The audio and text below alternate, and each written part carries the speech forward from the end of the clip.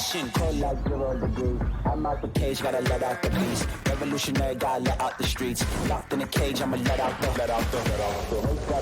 sheets. We came for one, man, forget my peace. You take the west, I'll take on the east. I'ma put him in the cage, never let out the. I hear him chat to the noise, move too quick, can't stop for the talking. I hear him chat with the boys, man so tough, but man's keep walking, yeah.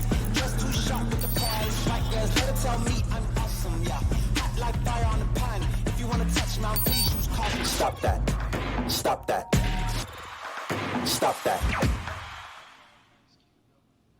Give me John Gruden first. It's very important that I start at the rear first. This tail feather gives me speed and precision. And it's these mid feathers you got to be careful with as you go around your Super Bowl ring, you know. But these middle feathers are the brain of the outfit.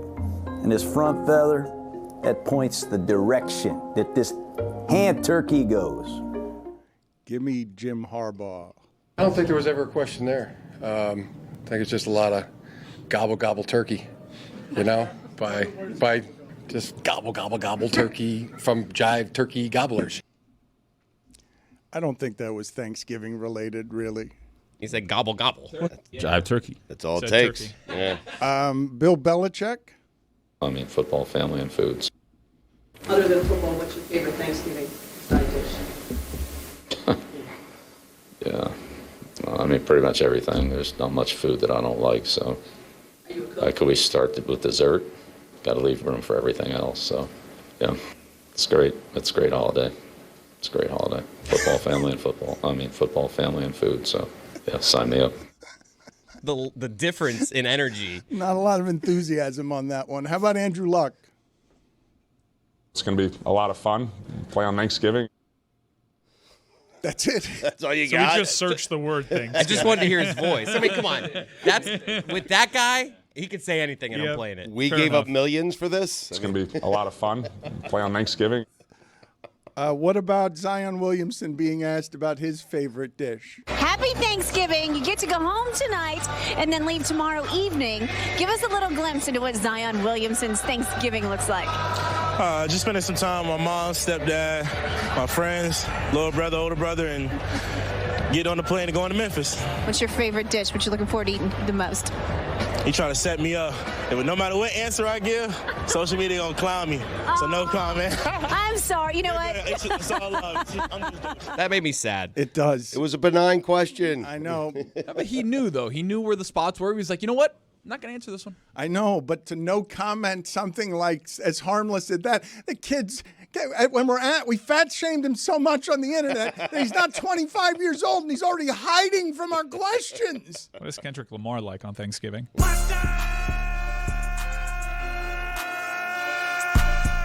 Give me Les Miles describing the perfect last bite. A little bit of the turkey and gravy and some of the stuffing that would be there, and maybe just a smidgen of that cranberry stuff. A lot of these guys are problematic now. Mike, Jeremy's not here. You don't have to say it. It's okay. I feel like I have to speak for him. You don't have to. You don't have to. It's okay. For him. Stugotz has been distracted for the last 2 days. Yesterday was a giant day for the company, for Stugotz. He was floored. I saw him counting numbers all day. Stugotz's personal record book climbed up the charts. I see it here, Stugotz. Somebody sent me a note. I don't know. What's that portal you've been checking in on? It's an author's portal, Dan. You'll perhaps, if you write a book one day, you'll get one. But I have one because I'm an author. That's right. Yeah. And his personal record book currently sits at number 7 on the bestseller list in Amazon's sports and outdoors category, still trailing The Backyard Bird Chronicles, Hockey Romance, and How to Survive a Frickin' Bear Attack. Yeah, we'll take care of them. We will. We're number 1 in many, many places. Sports essays, sports sociology. We're top 500 in all books, which is insane. I am super grateful and thankful to the audience, to everyone who helped with the book, and to the audience who came through and purchased the book during pre-sale and yesterday. It was really cool to see. So thank you to everyone. Sports sociology, huh?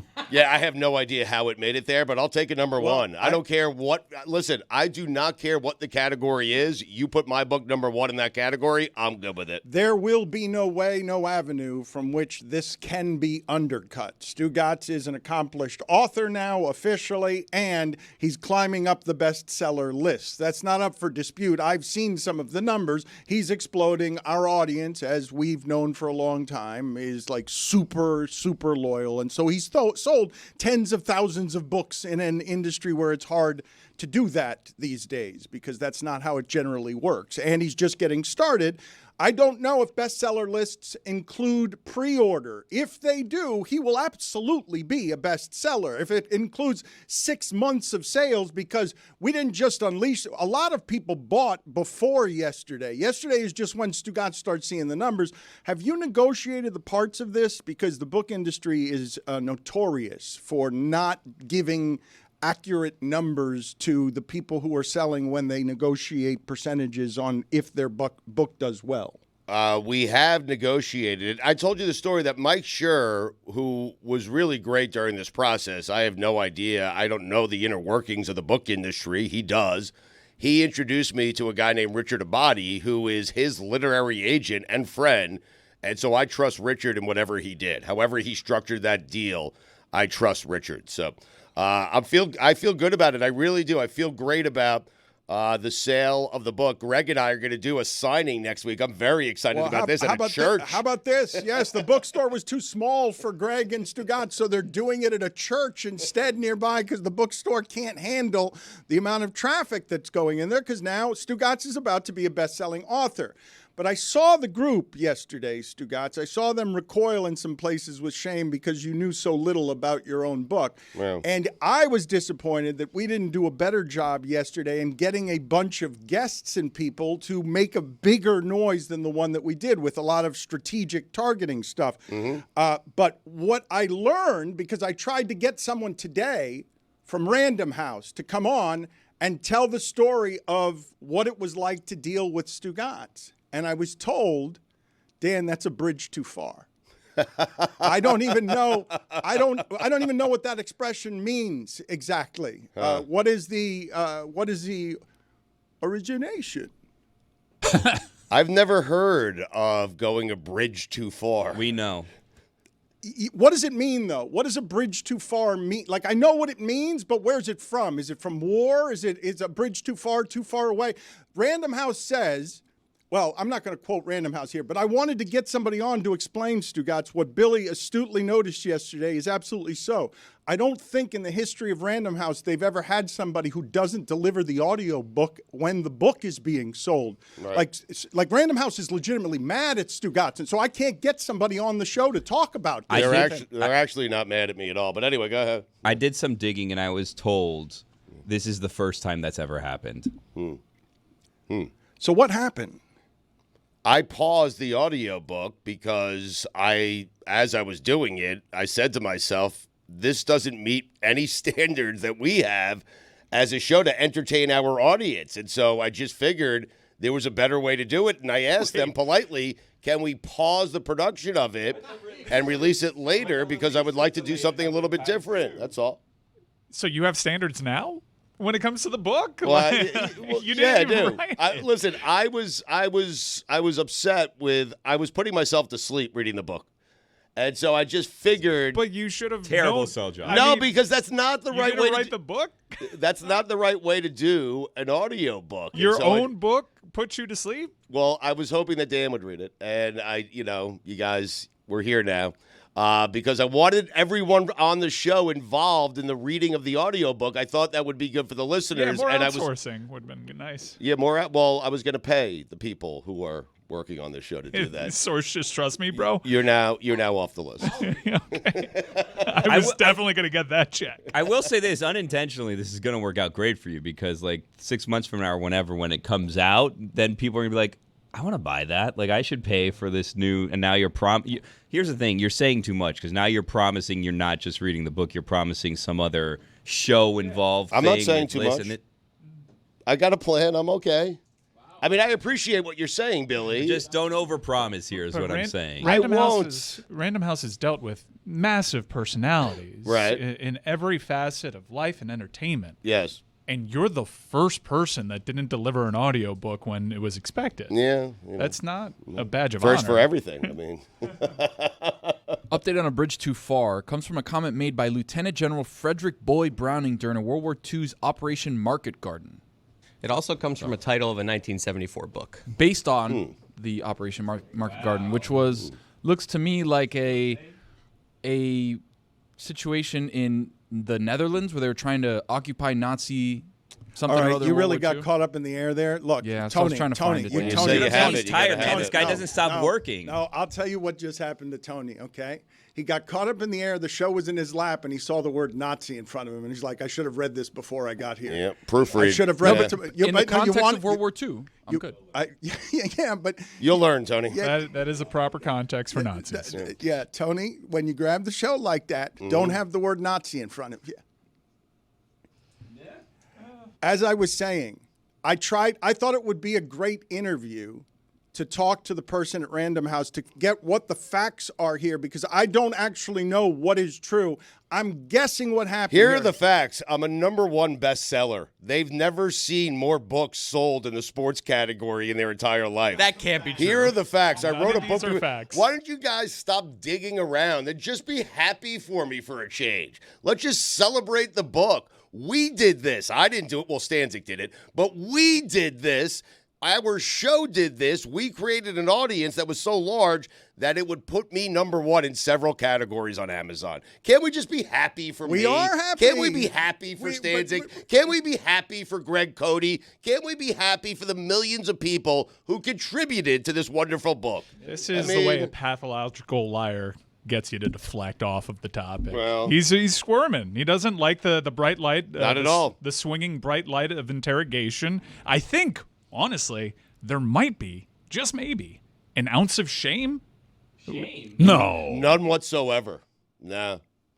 Stan thing, no shame at all yesterday with the Stan thing, because I was like, my skin was crawling. Well, listen, I haven't gotten that far in the audiobook yet. Stan's is at the very end there in response to Phil Jackson and Steve Kerr. By the way, I meant to tell Stan, he would have won 6 titles with Michael Jordan. He knows that. I've never seen a book tour in which the author listed on the book is surprised by what's in the book. Well, I mean, that was I didn't write that. I think my favorite part was when he said it's chapter 31. You go, 31? That's like 15 chapters too long. But, like, you get manuscripts, right? Like, your name's on it. Like, as these chapters are being written, you're not doing any kind of quality control?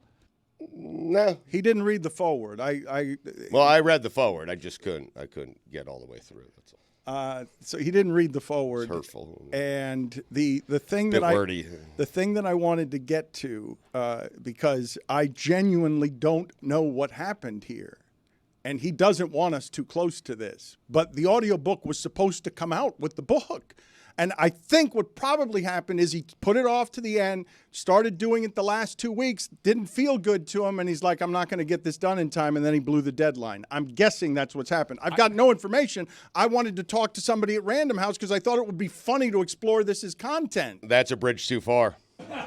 Well, it's just now there's something that doesn't feel good to him about this. So, like, it's just well, a weird you guys time interrogating me. It's just a weird time for quality control to pop up when you're writing a book. It was actually Dan, and he said it yesterday. There's probably a better way to do an audiobook, and he got me thinking. And so I thought about a better way to perhaps do the audiobook, and I floated the idea past him. Stugotz, we can't abide by this lie. Dan yesterday convinced you to stop recording an audiobook that you stopped recording several days ago? Weeks ago. Like, are you listening to me, Mike? Weeks ago. Yeah, Dan but talked about it yesterday. Just used Dan's Mike, are you point. listening? This is not helping. What? Weeks ago, Dan said during a break, there's probably a better way to do the audiobook. And so he got me thinking, there's probably a better way to do the audiobook. Was there a better way to do the book? Yeah, bruh, no. I mean, the book is selling like crazy. I'm happy with the book. The book's great. I never wanted to write a book. Stanzik wanted to write a book. He wrote a book. He put my name on it. We're all tired. Obviously, Yeah. Tony, you should go home. Yeah. I mean, Tony Jesus should go. Tony, get out of Christ, here. man. Everyone's Get outta tired here. here. Get My out of here. God.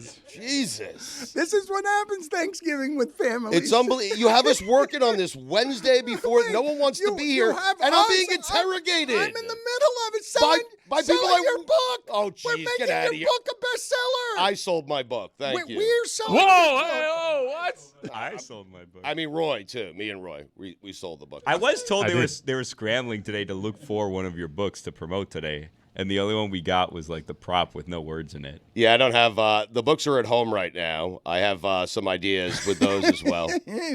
What ideas do you have with those? But I do not appreciate being interrogated. I wanted the to day after I released a book. You guys should be proud of me. We are proud of you. We are proud of you. How much Jesus. prouder do you want us to be of you? And also, you're a scam artist. I don't know. You can't, like, the whole vibe around this book is that you didn't do anything, and you're getting defensive over people like, so you didn't actually do the things? You're reaching out to Random House. Like, stay out of my business. Do me a favor. I not stay to do- out of I'm your not- I'm business. not doing- I don't get into Mike's Cane's I'm business. not doing private investigating. I'm trying to book our show.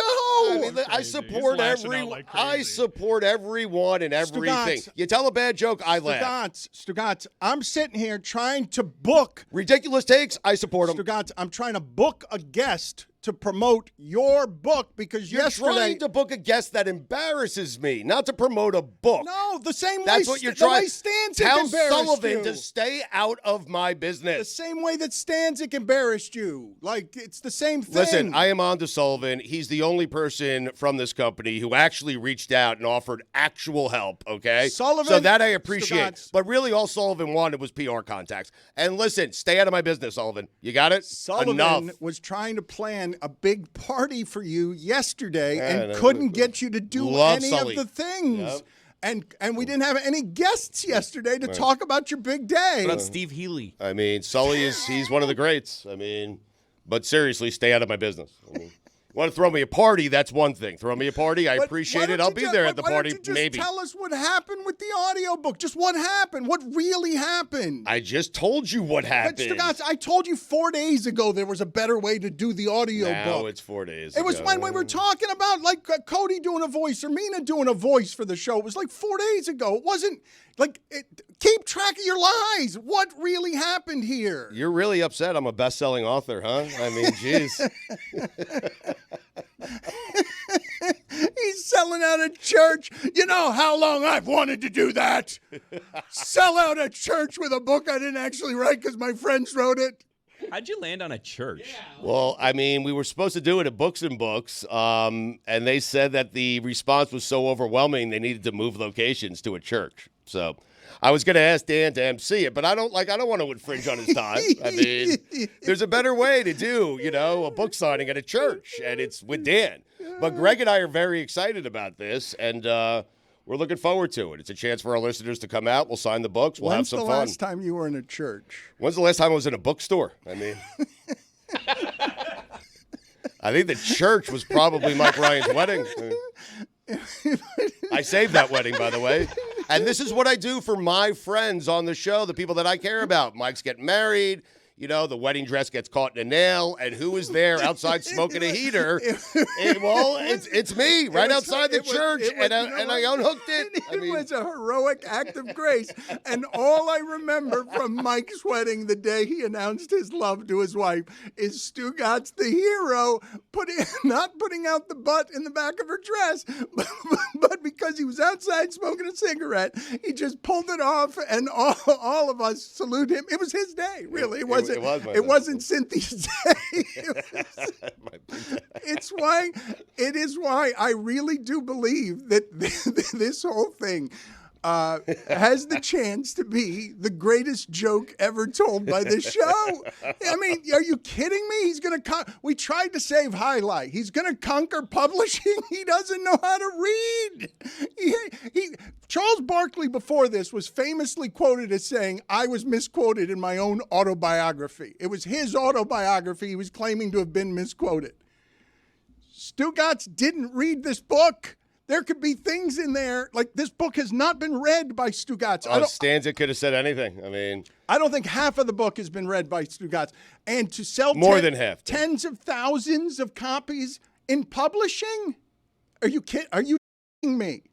Seriously, think about what he's done to sell tens of thousands of books. Like, who the hell's doing that now? No one. I was told he blew past every goal that they had set for this book, so much so that I found yesterday when I arrived here a very sad Thomas in the lobby, because somehow Thomas doesn't have a fob, which I don't understand. So he's just waiting around to run into someone to let him upstairs. What? Same. Yeah. And Thomas just has a bag of blank shirts, and I was like, what is this, Thomas? Like, oh, we had this bit set up that we were going to do to promote the book today, but Stugotz said that we blew past all the goals, so we don't need to do it anymore. So poor Thomas now just has a bunch of blank shirts that he has nothing to do with while he waits in the lobby for someone to let him upstairs.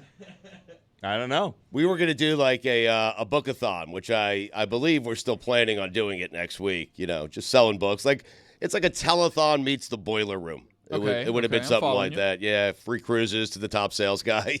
But they don't go to him. But they never get the cruise. I want to interview Thomas. I don't understand why he doesn't have a fob. Please explain to me why it is that he's sad because Stugotz is selling well.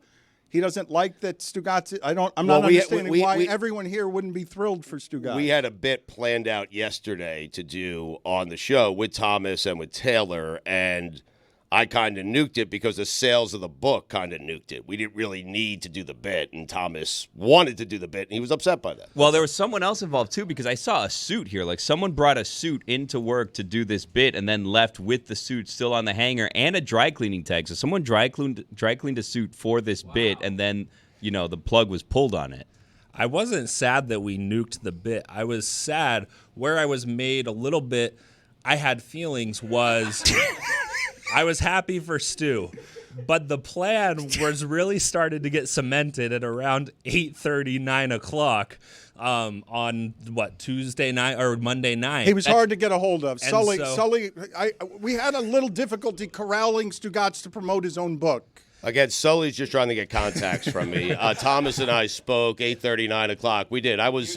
In fact, Thomas is the one who's hard to get a hold of. But wow, that's not true. Well, I mean, because he, the phone doesn't work well where he is, and so he always calls me right back. He's great with that. Probably Thomas at is dinner. great. No, he's right about that. Sometimes on Sunday night, I try to find Thomas. Yeah, I'm more nowhere around to be than found. people are. Thomas is the most available person here. People are getting him all around the clock. So much so, and Thomas won't tell you this, he was up until 1 a.m. on Monday working on the bit, which is why he was extra sad that it didn't come to fruition. Yeah, but Thomas, now we have more planning, okay? So spend the entire Thanksgiving weekend working out the kinks, all right? I wrote one of the best sales scripts that anyone's ever written to cold call and sell his book, and I stand by. Is that just your assessment of what you wrote? Anyone in this room, if I gave them the sales script, they could make a call, and they could sell Stugotz's book to a stranger, cold call. Yeah. Obviously, let's do that. Obviously. That was the plan. So we just blindly follow your script that you wrote? Yes. If you stick to the script, you get sales. I learned it on all the sales floors I used to work on. Yes. You stick to the script. Boiler room. And that's how you get sales. When you start to deviate, that's when calls don't go as well. Stick to the script. Yes. Stick to it. We were going to have a big whiteboard. We write our trades up on the board. We cut a tie for the first trade, right? That's what you do traditionally at big shops. We bought a bell. Yeah, we bought a bell. We have a bell. So listen, we have Monday. We're going to do this, and so again, you and I can spend the entire weekend. We're going to do it today. We're going to do it today. We're going to. I don't need to sell books today. Tony's going home soon. Yeah, we need to wait. Not today. We're going to find a way to do this. Today. Not a good day today. Bad arm week you just threw in there. Mm-hmm. Okay, look. The ABCs, Tom, right? You got it? Exactly. Thomas, I need you to leave now with all of your feelings. Thank you for joining us. Look forward to Monday, Thomas. I want to execute the sale of Stugotz's book because I do want this to continue to sell well. And I was surprised yesterday as I left because I was confused. Stugotz had asked me for patience on today's show, that we were going to do a lot of different things. And then the show got here and we didn't do anything. We just talked about his book. Steve Healy. And so I was confused as I was leaving. And Stugotz was like, well, I didn't need to sell any books because we sold a bunch. And I'm thinking to myself, but could have used the content. Like, could have used the content of. But I had the sales. I mean. Yeah, but. So it was never about my book. All we got was Steve Healy. Just content. Well, it's about selling the book. I've never provided content before, so it really wasn't about selling the book. You needed additional content. We sold the book yesterday. You did good. We did good. We had Stan reading the book. I didn't know what part he was reading. I didn't know where to tell him to read, but Stan was reading his book. I know.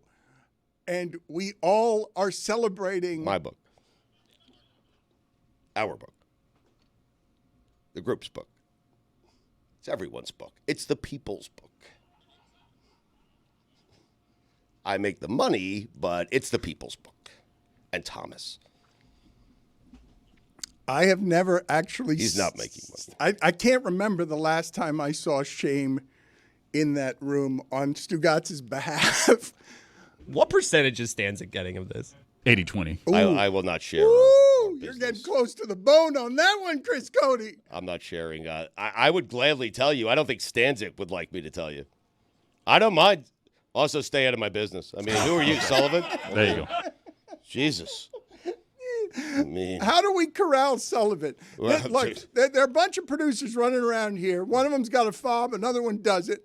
And he comes in here with his feelings. A whole bunch of people trying to produce you guys. And what happens? They bring in a dry clean suit and go home sad, and they don't have a fob. And they leave to a parking garage because the 10 bits they executed all weekend because they care about the show, they brought to Stugotz, and he farted on all of them and sold thousands of books while doing it. Yeah. It's accurate. I brought the bits to them. I mean, but it's okay. I mean, we digress. Thomas is great. I mean, he's a keeper. Let me tell you that right now. That guy is smart. That guy is sharp. Taylor, too. Fantastic. And cheap. I mean, I got to tell you, both of them. Thomas cares a great, great deal. Thomas reminds me of our youth. Also, this 1 a.m. thing, I mean, stick to a deadline. What are we doing? I mean, deadlines are important, man. They really are. I mean, someone gives you a deadline, you gotta produce at the deadline. You know, book wasn't really a surprise to anyone. Everyone knew it was coming. Yeah. So, Stugotz's defense. Wasn't hiding it. Yeah. Any more questions? Tony, where do you stand on all of this? Because I feel like we lost you since Nazis, and I thought Jesus, I saved the wedding. Aqua? I thought that you were here to support Stugotz, and I haven't heard from you since you got scared of the word Nazi on your computer. I'm with Stugotz, 100%. Stugotz is like me in high school where we used to do these group projects, and I would be kind of the team leader of the group project, but not do the work, right? So I would be great at getting everybody together. All right, Mike, you got the first paragraph. Chris Cody, you're doing the bibliography. Roy, you're doing the pictures on the back. Team leader, you're doing the board. Everybody break on two, let's go. And then I would present the actual thing of the work that everybody else did, but I was the one presenting. I would bring, Dan, this is a pro move, by the way, Dan. This gets the teacher every single time. I had broken off an antenna off a radio, like a little hand radio, and what I would do is when we would open up and we would open up the little thing, I'd go whoosh. I'd open up the thing and then I'd go pointing at the different pieces. The teacher would be like Pat McAfee on game day. He has that really exactly. So the long pointer, I would have that. Can I get that character, please? I'd like him. I could sell the book. I could sell the book for Stugotz. That's easy. You can. Yeah, that's easy. I could sell Ice to an Eskimo, Dan. Yeah. We don't need that now, though, but perhaps next week. To Monday, yes. Monday. You're in Monday. You're complaining about how many days a week. Monday, I need you. All right, we're selling books. You're part of the sales team, okay? Perfect. I'm giving away a cruise, okay? Power hour. Hold on. Wait, what? Stugotz. In every sales force, there's a power hour. We definitely cannot say that. Hold on, Stugotz. Wait a minute. Hold on, Stugotz. To the top seller. Not the listeners. This is to us. Not to the listeners. To the top seller, I'm giving away a cruise. I'm going to be the top seller. I mean, I am. So I'll give myself a cruise. And if I don't give myself a cruise, I'm fine. I mean, Stugotz, you can't promise people a cruise unless you're going to actually give them a cruise. Like we have professional standards around here, even though sometimes it doesn't sound like it. Top seller gets a cruise. You can't really do that. No, you can be good with that, but you can't. I'm in the lead by 30,000 books presently, Dan. I mean, that could change by the time we get to Monday. I'm just telling the top seller. I haven't taken the pointer out yet. Thomas, Tony, Taylor. Wow. A sales team full of T's. This is amazing, right? Glengarry Glenn LaVoss over here. I mean, I need an N. TNT. That would be good. I mean, who was between Glenn and Ross there? Gary. So listen, if anyone sells over 30,000 books, okay, on Monday, enjoy a cruise on me. How about that? You can't do all of that. It's a day cruise. Cruise. You have to make your own side deal on Cameo. No or drink something. package. You can't just do that. You can't promise the out. list. I think we have to live to the professional standards of whatever it is we used to back on AM radio when you couldn't promise the ninth caller something that you weren't going to give them, or you'd get like in trouble with the government. Bimini and back, Dano. I do love those. You can promise anything, man. It's the internet. I mean, I don't think that's the way that works. I don't think those are the rules. perhaps the dry tortugas. I mean, I wanted to ask Mike Ryan something. Tortugas. Because I see that Dave Portnoy is taking some credit for being late to Mike Ryan's game, buying quarterbacks to get into the national championship hunt. It's not my game.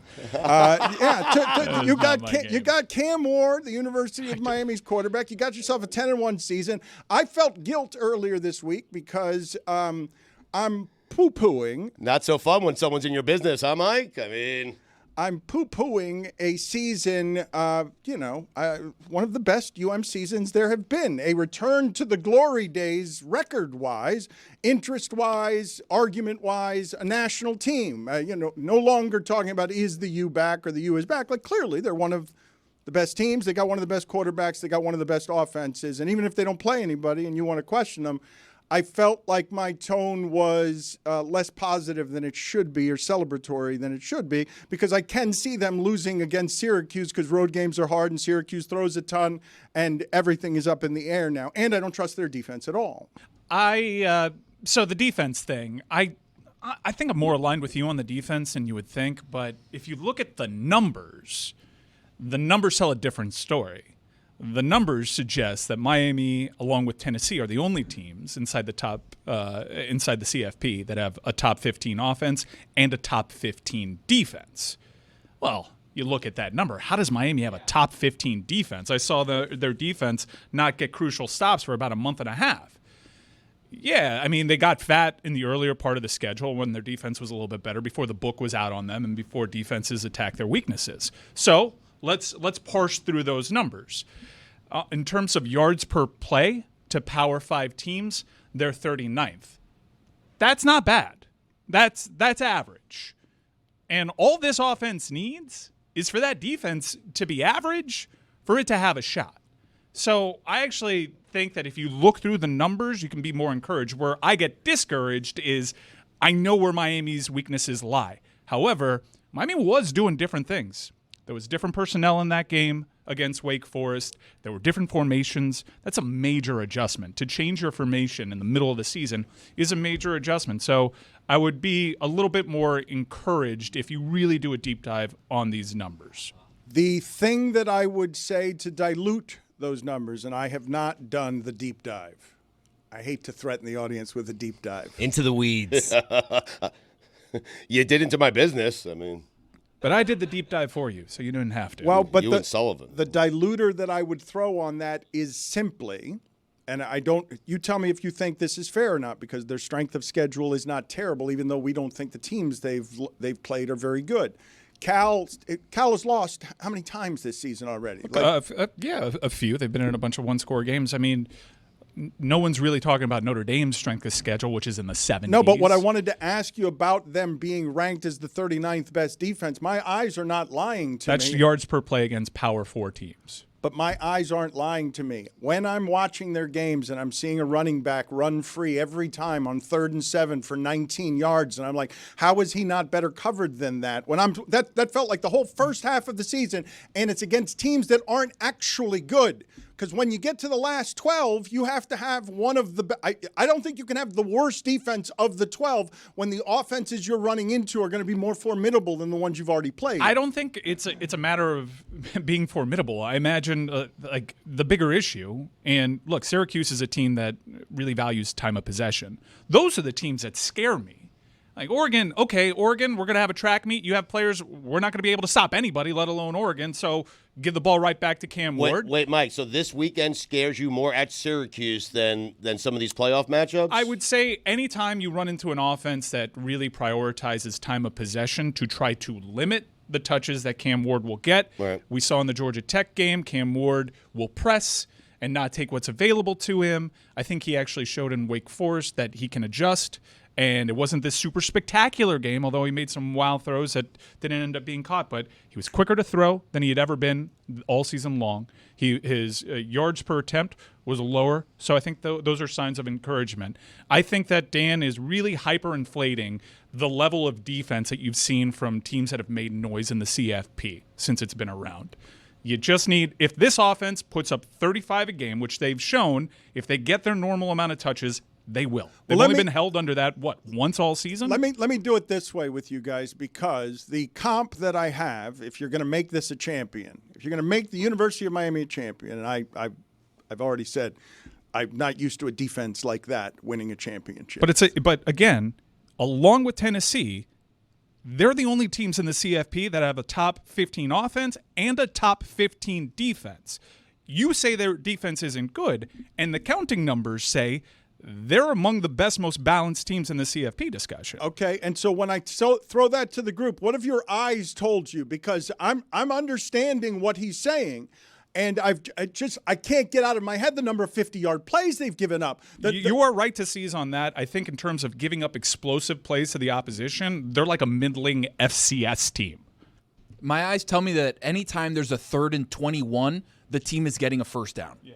That's what my eyes tell me. Like in the Georgia Tech game, there was like a 3rd and 17 where a freshman tight end or whatever got 27 yards uncovered, untouched, and just stepped out of bounds. It was insane. Yeah, they were really bad on defense for about a month straight, and week after week they got worse at being able to address where teams were attacking them. I think that is a main concern.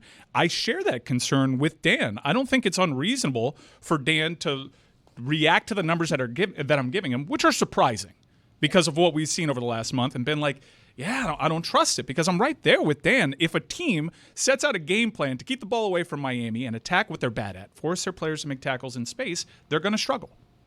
Billy, I am seeing here on the preview screen that our little show, one of the most popular in America, every time we land somewhere, I am always moved, Stugotz, by people who fly in and drive in from a long way away, even if we're just at a local bar party, and we're doing another one of these for a game that we could turn this place into a real zoo. Jets and Dolphins. Yep. 1 o'clock, Sunday, December 8th. I need the Dolphins to have that game matter. I need Aaron Rodgers to come into town. I need not so many quarterbacks to get hurt between now and then that Tim Boyle is starting for somebody.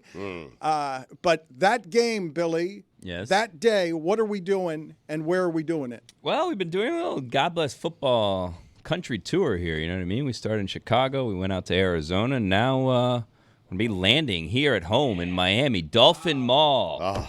Vivo. You guys remember Vivo? Vivo was the site of a fun watch party we had last year where the Dolphins played the Titans. That ended up being a disastrous game that ended up really ruining the Dolphins' season, if we're to be honest with you. Yeah. It was so fun. And it started off great. Dolphins seemed to have the game in hand, and then all of a sudden they somehow magically blew that lead, and then we all thought, Will Levis, wow, he's going to be something in this league. And no, he was not. He's pretty bad. Not very good this year. So that game ended up being a disaster and a bad time had by all. It was fun for most of the night, but then a bad time. So we said, you know what?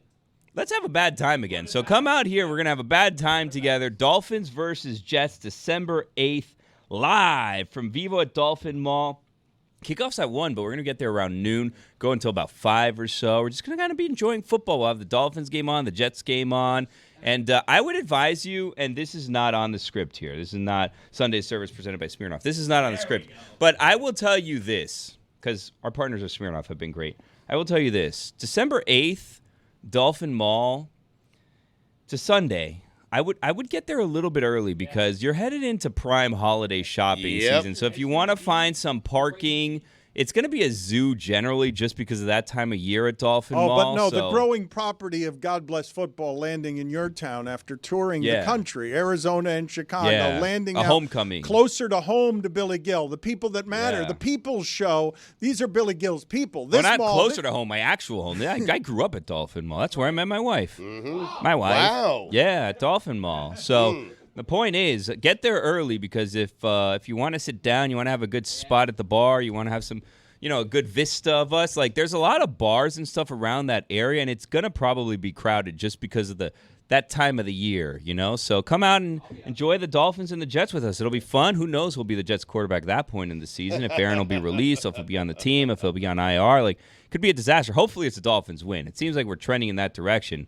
And we have a big Prove It game tonight, right? Or Show Me Something game tonight? Tomorrow. Tomorrow. Yeah, tomorrow. Which is Get ahead of yourself. Which is it, Billy? Wait a minute. What? Those are two different things. What do you mean? Tonight or Prove tomorrow? It game or a Show Me game? Well, you said it was a Show Me game. I said it was a Show Me game, and then Billy Show Me diluted game it. and the Show Me State, some are saying. Billy downgraded it to Prove It Wisconsin. game. Show Me State's Missouri. I think. My first date with my wife was also at Dolphin Mall. Really? Yeah. Really? At Bevo? Where'd you go? TGI Fridays, and then we saw the wow. Rundown starring Christopher Walken, Really wined and Sean dined her, William huh? Scott, and Yeah. The Rock? Dwayne The Rock Johnson. First That's date it. movie. You don't really talk a lot. Yeah. We were smooching. You talked before. This guy. Baby. Was the movie always the plan, or was like TGI Fridays went well? So That's it's like, sizzling. hey, you want to go up movies are to always planned. Dolphin Cinemas upstairs? That's sizzling You get chicken the and cheese. mozzarella sticks Oh, up that's there. sizzling chicken and cheese. Dolphin Cinema is one of the first places that I can remember in this area that had like full food that you could order. Incredible.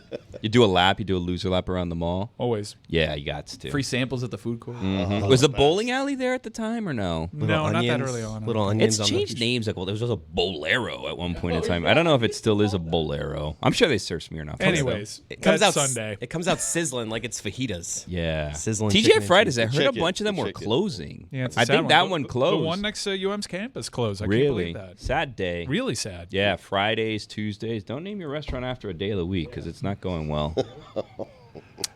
Seems Jets, to be Dolphins. a bit of a Jets, trend. Dolphins, December 8th, yeah. I Bevo. want to hear more about both of these encounters. You guys are going. This is a homecoming for you guys. This is where love began for you guys, for both of you Oh, at you're Dolphin such a Mall. writer. Yeah. I mean, What a just- romantic. I just got frisky inside Playing a movie tonsil theater. hockey over here. Yeah, but what What about base? Watching the rundown. After a What few drinks base? of Friday. Billy said Just he amongst us girls, met what him. base did we go to? Yeah, come on. A little handsy. I'm still waiting on that roller coaster at Dolphin Mall. Yeah, that's They right. promised that the opening weekend.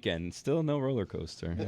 Another. What happened to that other massive mall? Dolphin Mall, great by the way. Come check it out. Yeah. But what It's the about Hialeah one, that right? other giant The one on mall the they were turnpike, supposed to right? build that was supposed to like There's a Miami combat Springs Mall one? of the No. Americas in Minnesota. It's supposed to be like the biggest mall in the world, right off of the Miami turnpike. Lakes? It was supposed to What have a happened ski to it? resort or Yeah, something inside indoor of it. skiing. What Yeah. happened to that? I don't know. They're I'd still like to kiss building my it. wife there. Who would have thought, now that we're talking about Miami malls, and I know that's what everybody wants to talk about this time of year, who would have thought, huh?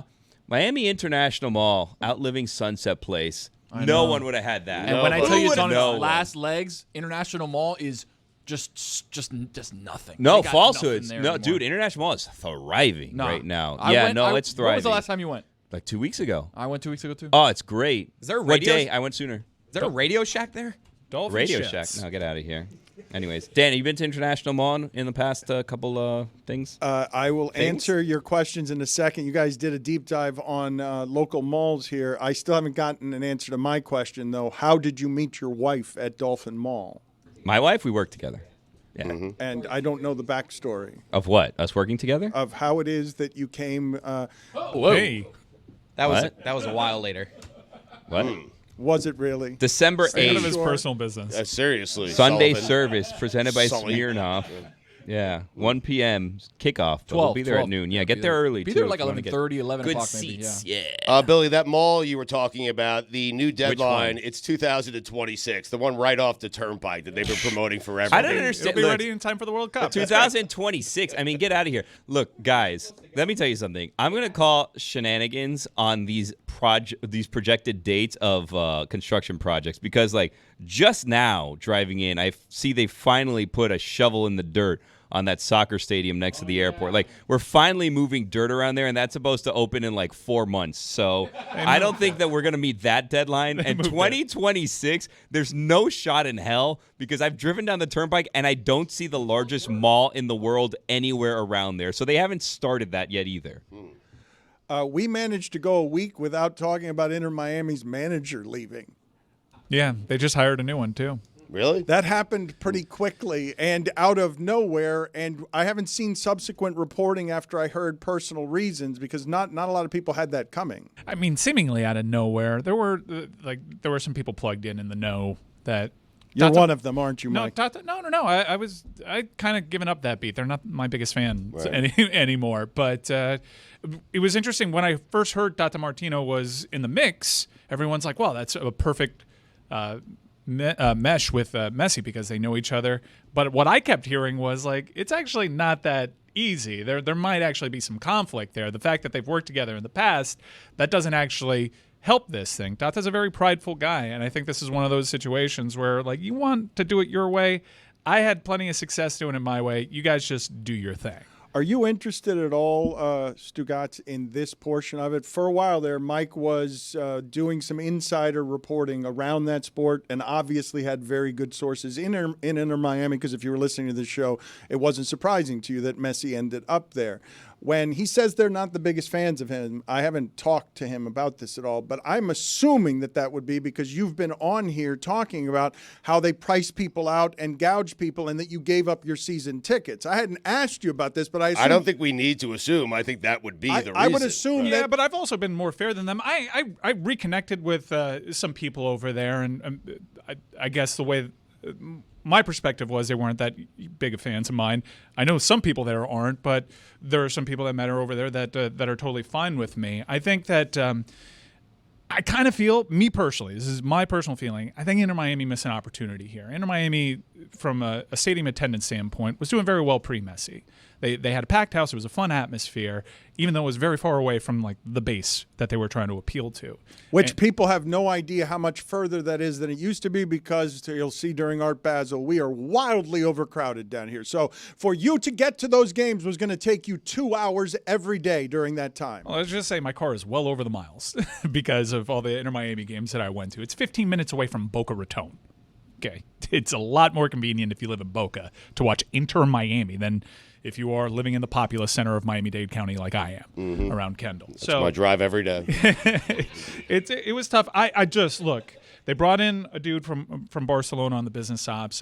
They have a certain way of doing things over there. It's a little different over here. It felt a little less MLS-y, which actually appealed to me. I like the direction that MLS was going in. But this is Messi. This is a whole different ball game. And by the way, on the field, even though they got eliminated in the first round by Brad Guzman, as Dan liked to call him, they Guzman. That's not his name? I made it Guzman. I put a Z in there. You're good. Well, the Z is always in there. You put an M in there. Yeah, there's no M. But it's hard to argue with their path, and they're monetizing it, and they're getting sponsors, and they're doing the thing. I did get a phone call for the first time since giving up my tickets, like from Inter Miami, which I found interesting. Like, hey, you want to come back? So I don't know, read into that what you will, but they also told me I have a credit. I'm like, wait, credit? Wait, what? Where's my money? Huh? You got money? I got money? We'll see if it works out. I wholeheartedly want to come back and be a season ticket holder again once the stadium gets a little bit closer.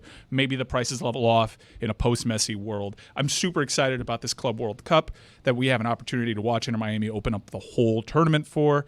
So, look, they got Messi. They are building the stadium. It's not on time. Doubt them at your peril because they've proved a lot of people wrong. And I think on the whole, this has been very successful. And from a business investment, David Beckham made his money over several times over. Stugotz, you are seeing in the hatware in the other room that Billy wears his allegiances on his head, and the Marlins have fallen behind Inter Miami and University of Miami football and maybe University of Miami basketball. Like the dwindling fan base. I might be carried away, but I think we blew that opportunity. During that Final Four, basketball? During that Final Four run, it felt like that. It felt like the Marlins were like 7th place locally. And what I wanted to ask you, Billy, because I was surprised by this yesterday, although perhaps I shouldn't Marlins be. are a year removed from the playoffs, I'll have you know. Mm-hmm. The Dodgers now got Blake Snell. Blake Snell has been just really exceptional for a couple of years now. He was unhittable in San Diego. He wasn't a lot more hittable in San Francisco. And I can't believe that the Dodgers have the money to just add someone casually like this that I think that guaranteed money the Dodgers just gave him represents more money than the Marlins owe everyone they've got to pay in guaranteed money, because the Marlins have only 1-year contracts and Sandy. They've got Sandy and just 1-year contracts. So the Dodgers, the champions, have now added Blake Snell, and you put such distance between yourself and the Marlins, Stugotz, that you make it impossible for the Marlins to compete. I mean, I've heard all our lives the idea of ruining baseball. But if you can get Mookie Betts and Freddie Freeman and Ohtani, and you can and you just add Blake Snell, right? I mean, Blake Snell sucks because your pitching got hurt. Right. He won the Cy Young 2 years ago. Yeah, but he was terrible. He was terrible until August last year. I mean, he was 5-3 last year. Billy's right. He was not good until the second half. Guy didn't even have a contract until like 2 months into the season. Billy, no one wanted What's him. his spot in the rotation there, though? He's in number LA? 2 or 3, I think. In LA? In LA, yeah. Yeah. But Billy, he does have a career 3.19 ERA. Yeah, I great. mean, They already had Glass now for $100 million that they took He from also Tampa. sucks, by the way. I know, He's but terrible. they can just never can stay healthy. They could just Good keep luck paying with those away glass their arms. mistakes. Yeah, Yes. keep paying them away, losers. Snell in the second half after the All-Star break last year was 5-0 with a 1.45 ERA. A little suspicious. Go on. I'm not saying anything. I'm just saying it's odd. Such a rough start. Some people will say, Time "What? to No." throw away all journalistic credibility and get reckless. Here is something we like to call reckless speculation. You're good. Here's the thing: is you guys get me like comfortable to just start talking to you guys, like it's just a bunch of us talking around each other, right? And I'm just here comfortable, just talking, just speculating. And then I hear this sounder, and I know exactly what's to come. Now the gaggle out there, they're all gonna cut this up, and they're gonna put this out there. Gaggle. And then a Bob Costas of sorts is going to get mad at me, and then someone else is going to, the Dolphins fans are all going to be, and it's just, we're just talking sports. We're just sitting here around this fireplace, Thanksgiving week, talking sports. And no one wants to talk sports. No one wants to be real. We're just talking. This isn't for the public. This isn't for the masses. I didn't want Blake Snell and the Marlins. I'm glad that they didn't get him. Also, I don't want Juan Soto, if I'm going to be honest with you. Too much. It's too much of a thing. Too much expectations. It's too big of a deal. Too much money. Not going to be worth it. Marlins don't need a Juan Soto. They don't need a Blake Snell type. We don't need that. We need grinders on this team. We need Jake Burgers. We need more Jake Burgers. Find me a team of a bunch of Jake Burgers. Is that a real person? And we're no? We did this yesterday with Baker. Tony, stop doing that to Burger. I want to hear about a team Didn't full you of go Jake home? Burgers. I mean, What are you doing He's here? one of their stars. He's one of their name players. But we did this with Baker Mayfield yesterday. A team full of Jake Burgers would be one of the saddest teams. No, in that'd be a history. good love team. that team. Good team of grinders. Yeah, Yeah. Good gritty. man too, family Yeah. man. He sounds like a in husky center guy. field. Couple Jake kids. Burger. He is He's a husky guy? He's been on this show. Not on the day I was on. Tony, he's been like he's a genuine Marlins star the I last could wake year up. and a I half. could wake up next to Jake Burger Easy. and wouldn't know. What do you mean? I wish I could wake up next to Jake Burger. They Mrs. had Burger, Bell and lucky Burger woman. on the corners. Those are the glory days Yeah, of well, the he's recent gone. playoff though. Marlins. Yeah, Yeah, Bell's they're gone, unfortunately. But Burger's still here. He had a mustache for a little time. You'd like him. You guys kind of look similar, to be honest I love with their you. corner infielders. They just hit 450-foot bombs. Yeah, sometimes.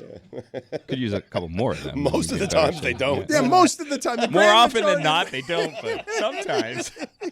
Yeah, but they had a keg softball team, and they're like, "Come on, Dodgers, what you got?" Sandy's coming back. We got a new manager, Clayton something. Well, Billy is right. Like a team full, a roster full of Jake Burgers would be exciting. It's like a roster full of John Crooks. Crookies. Rotation's a bit of a liability. You're right. Also, you no, did the say, rotation will be fine. It's just health. Health is really You the did game. say Name of before the game. reckless speculation sounder started that the second half of Blake Snell was suspicious. That was a direct quote. You said that. Then I gave you the 5-0. You said I that, said and it. then You we did, played yes, catch up on that's you what happened. speculating And then you throw- recklessly. no, and then you definitely said it. You did I say it, said. and then you throw a plume of smoke in our face. You just a bunch of words. No, to- just sounders start going out. Bing, boom, boom, What are boom. you And it's like, accusing what you is said all of this suspicious. going on? Talking about gaggles. you were accusing Blake Snell of something nobody's accused him of. I Just talking accuse him of sports. nothing. you You said said it was something was suspicious. suspicious. It's odd that you have such a horrible first half, and second half, all of a sudden, you turn everything around. That's odd. You no? could say he was due. I didn't accuse anyone of anything. I just said it's odd. No, you said it was It suspicious. is suspicious. Billy, There you go. Billy. You guys are putting a negative connotation on the word suspicious that doesn't exist. Right. Just talking sports. Billy, it's Okay. negative. Suspicious is negative. Not always. Depends how you use it. Billy, you're odd, not suspicious. What?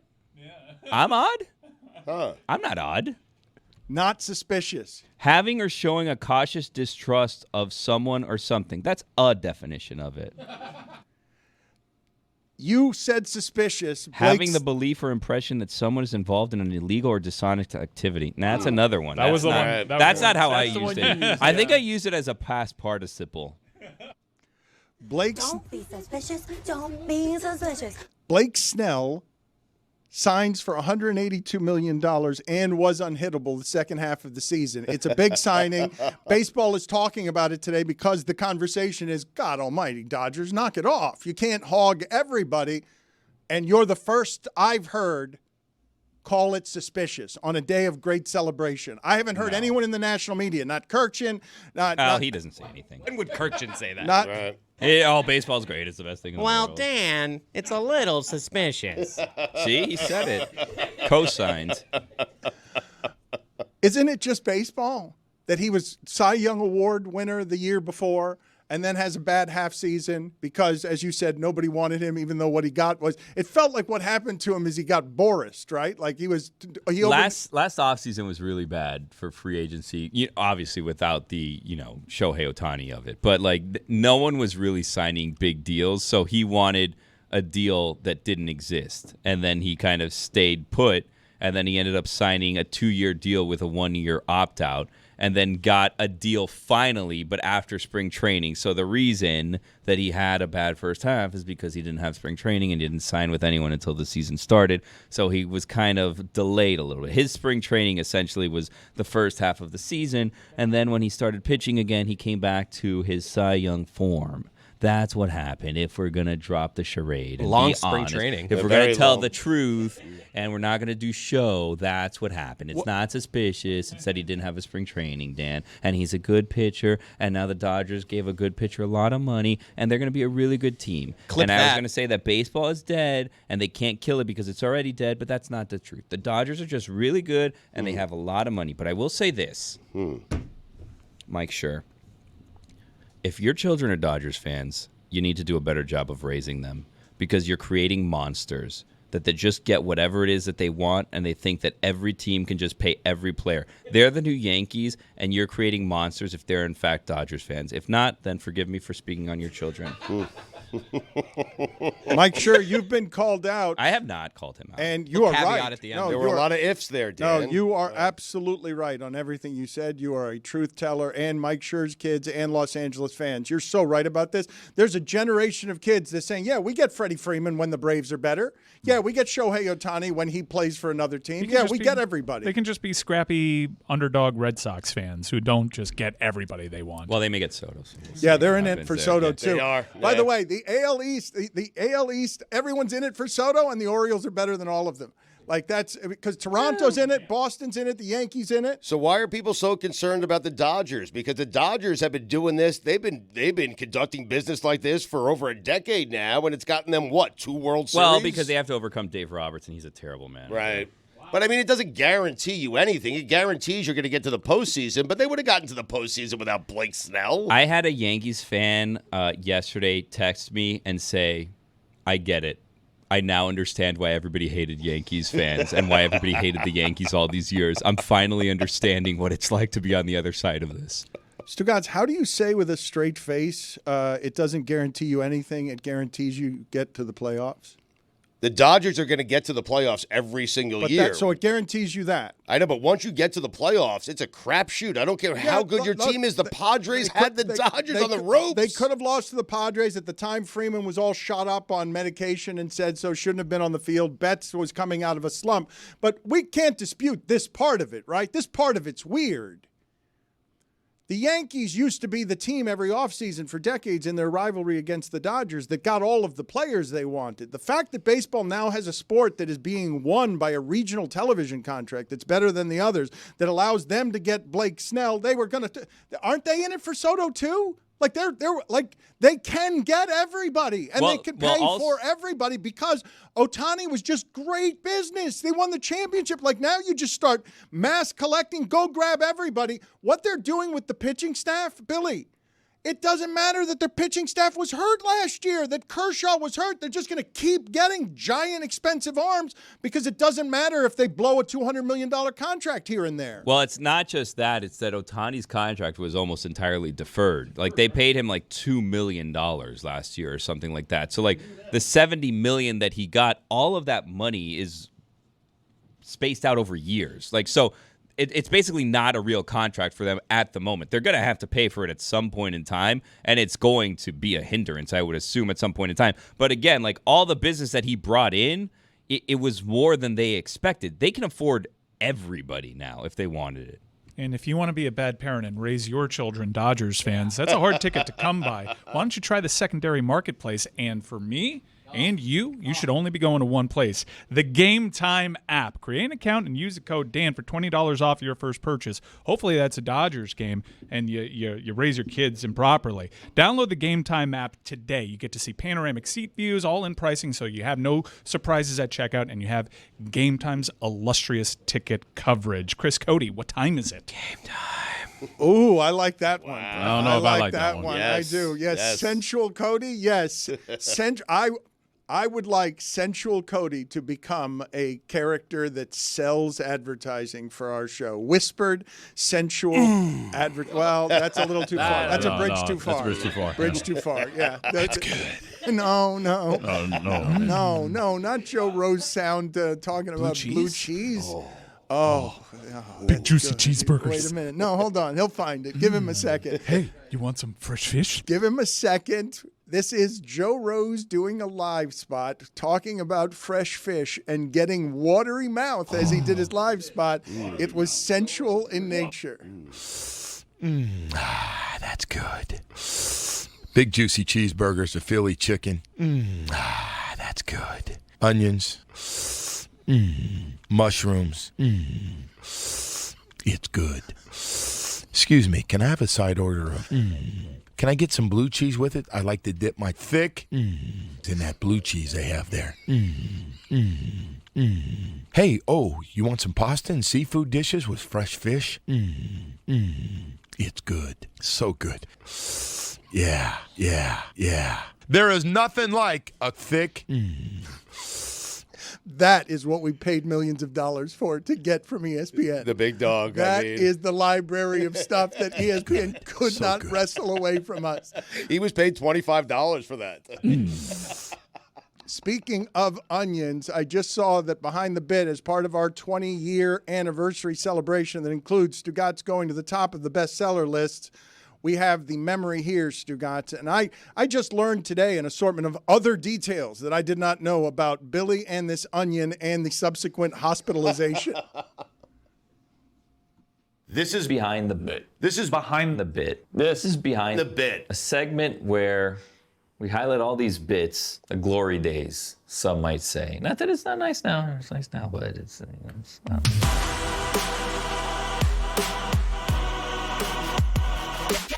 Guillermo now has to do his challenge of eating a raw onion. Yeah, well, this isn't a good idea, and I didn't now I'm starting to think maybe I should have thought of whether I'm allergic to onions and looked into this and maybe I'll die doing this. Where are you just going to start eating? Yeah, do I start? All right, go ahead. Let's hear the first crunch of this. Oh! Go! Oh my God, that seems awful. That's a giant onion. I am going to vomit. Does the holding of the nose help? Nothing's helping. You seem to be doing okay, though. You seem to be doing much better than I. Are you going to vomit on? Is there any chance that you vomit on your keyboard? It's possible. Oh, I mean, he's eating it like an apple. And it's a raw onion, and it's horrific. Yeah. It's one of the worst things I've ever seen. We are in the equivalent of a hurricane shelter in here. I feel like I'm watching Braveheart right now. Let me explain. If he throws up, we're all going to start throwing up because vomiting is contagious. I mean, oh, my God, he's going to puke. He's going to puke. Yeah, of course he is. Oh, God. Oh, no. Oh, my God. Oh, Le Batard puking. No! Whose idea was it for Billy to eat the onion? Yeah, this is a grit of death punishment, and Billy had to eat that onion, and it sucked for him because it kind of forced him to go to the hospital with kidney stones, actually. So yeah, that was not good for Billy. Were you there for this moment? Yeah, I was. I raised the sound fader up so we can get the sound of the actual bite, and yeah, I would have picked a smaller onion. Personally, I would have picked the green onion probably. First bite, it sounded, the sound still haunts me, but it sounded like a bite into a crisp apple. Does the holding of the nose help? Does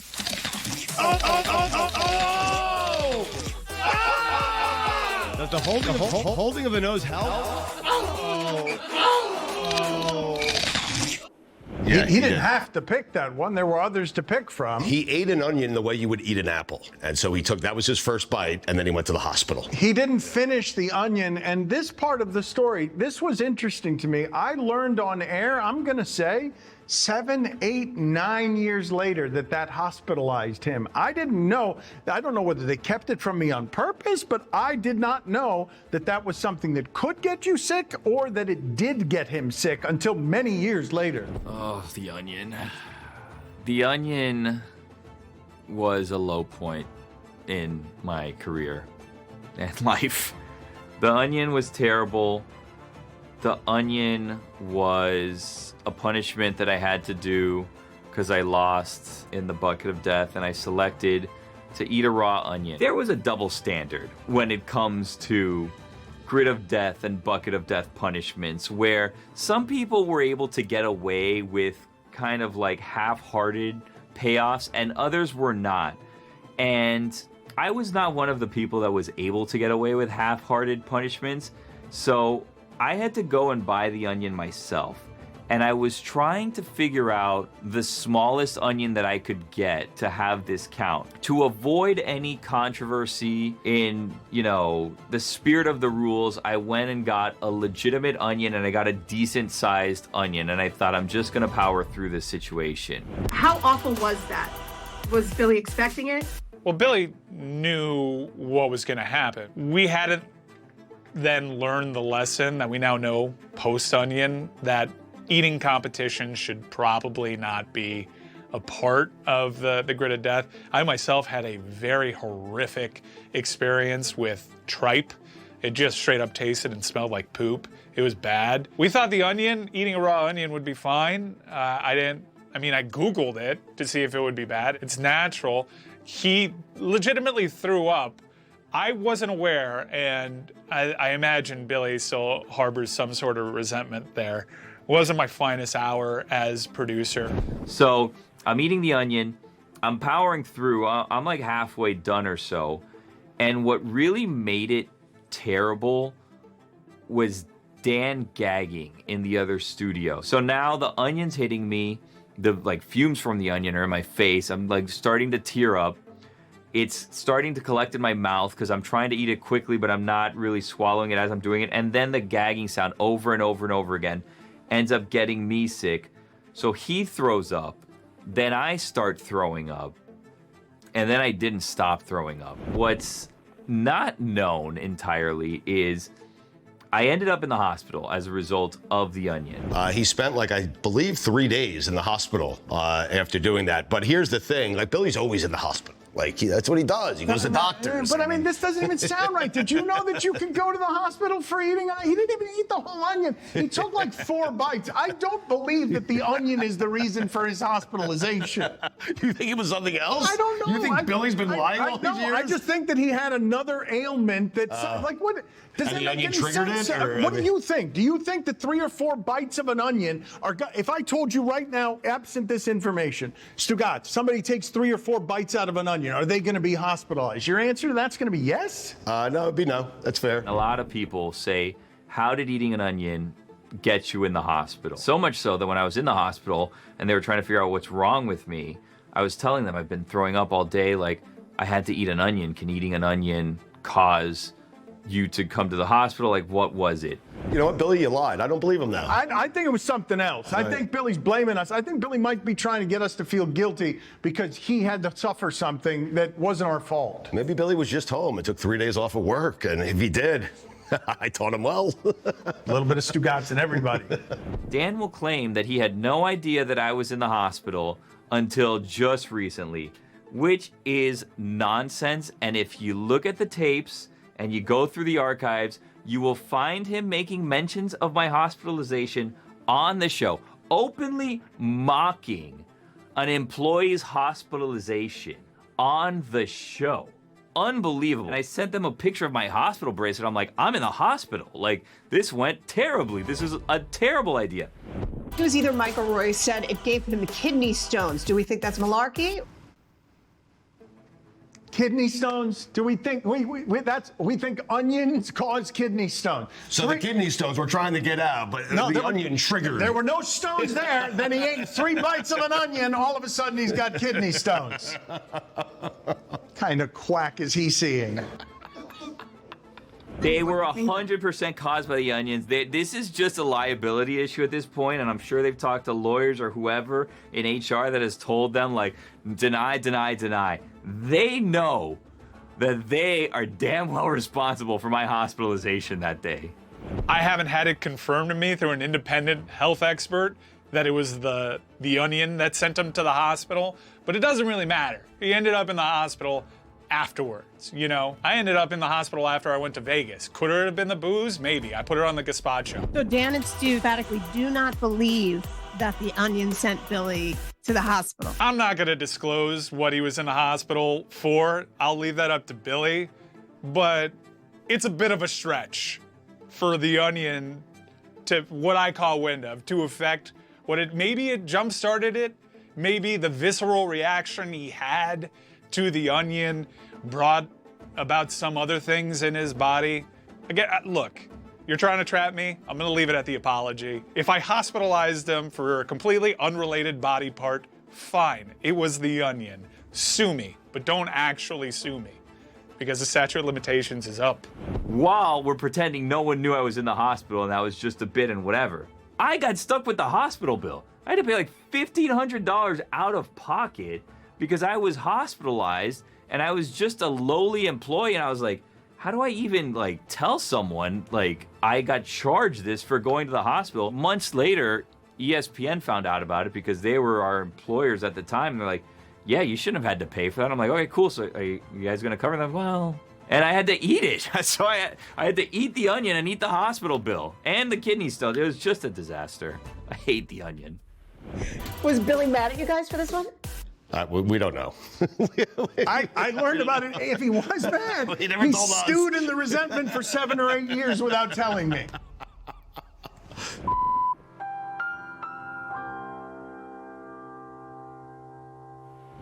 Hello, friends. This is Billy. If you find yourself in a situation at work or home and you're challenged to, dared to eat an onion, or you're just hungry, look around, there's nothing in the cupboard but a raw onion, and you think, what's the worst that can happen? I'm here to tell you hospitalization is the worst that can happen. I was one of the lucky ones. I was just hospitalized for 2 days as a result of eating a raw onion. And then my employers denied any involvement in this and had to pay out of pocket all the co-pays involved. So it's better to starve than to eat a raw onion.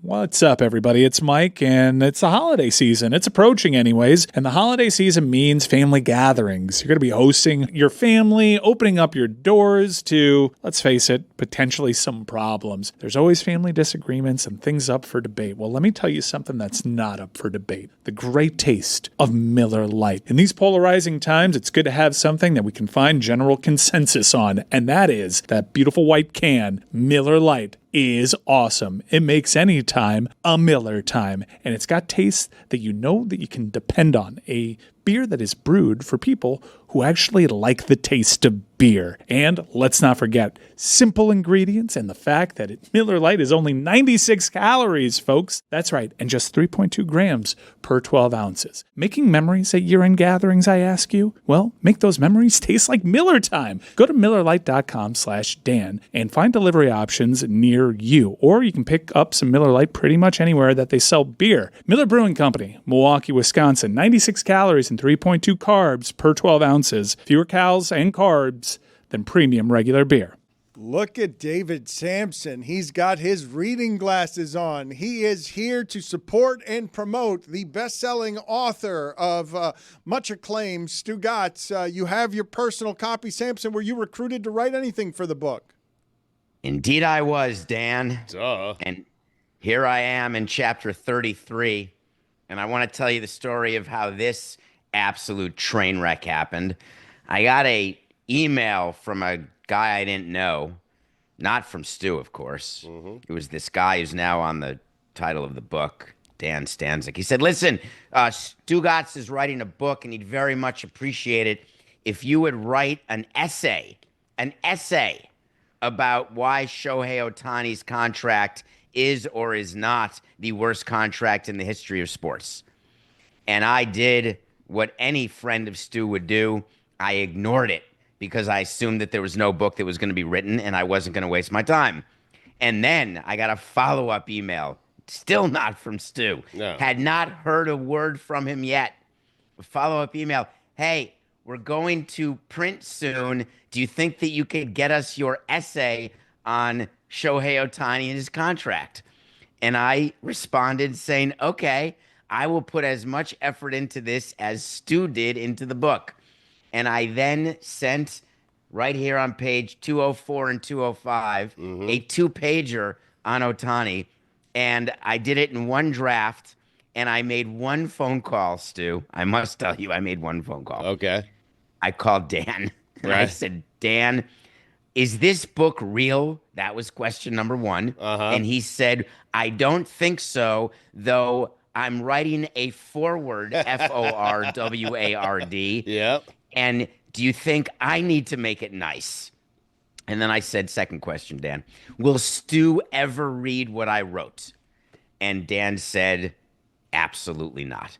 So I sent it, and then I went on Amazon, and I bought the book because Stu, I don't know how else I'd get the book. So I had multiple copies sent to me because I want to help you in your endeavor. Thank you. And How many, by the way? Just I actually only bought 4. I apologize. Should have bought 8, but okay. Anyway, go ahead. But I bought them at retail. It would have been great if he said 27,000.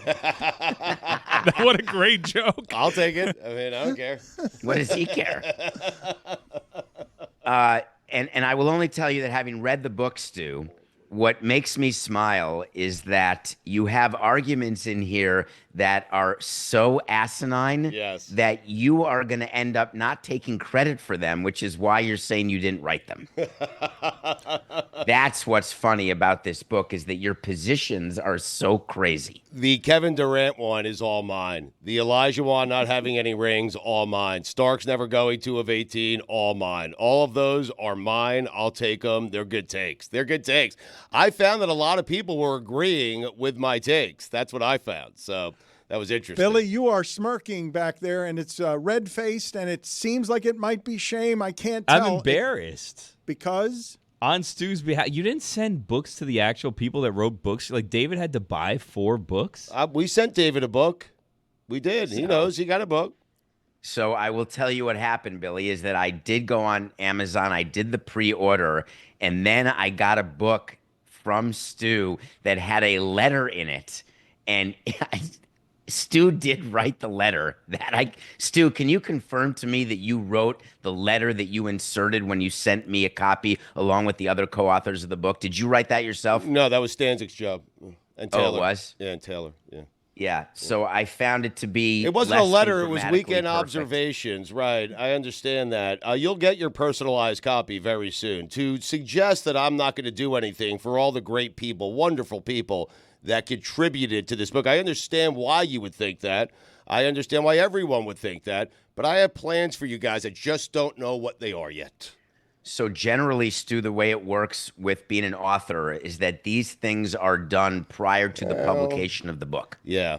I'm not your traditional author, David, so I'll do things on my speed, on my pace, on my watch. How's that sound? But you're going to cash the traditional checks, I assume. Well, yes. On time. On time, yeah. So I would just suggest that you should contact. There's a lot of amazing people, me not included, though I'm thankful to be in it, I guess, that did this for you. And the irony is that all of the people who wrote the counters to your points, I did some checking. Yeah. I spoke to Pablo and we did some finding out.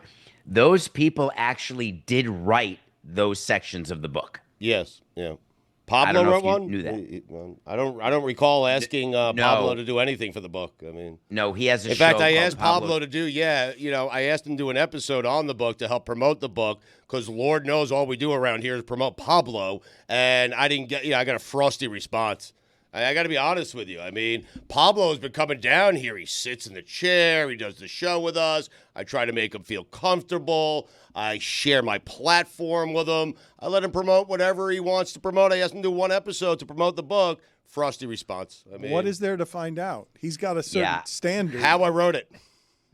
But you didn't. It was a good idea, though. How did Stugotz write a book? And that was the joke. He should do a Thank you. He should do a round table with all the people who wrote it for him and not even have Stugotz show up for it. That's a good idea. Just promote the book. I don't care. What was the frosty I'm in the business response? of selling books. I mean, Yeah, what's his response? Read it to you us. coming up to New York at any time? It's like I had to come up to New York to do the episode. Give me a break. Come down here. I mean, give me a break. Well, I want to do an episode with you on Nothing Personal because I do want to talk about this process because the decision to write a book is a very personal one. Yes. And the decision to do it in character and to do it in the lazy way in which it was done is also an interesting decision. And what I'm curious about is your relationship with the book industry now because you could be asked as a bestseller to rub elbows with other people in your position who are actually well-known and accomplished writers. And I'm wondering, it's not about matching heaters. I'm wondering how you will act in that situation. He's going to sell out a church next week with Greg Cody. Yeah.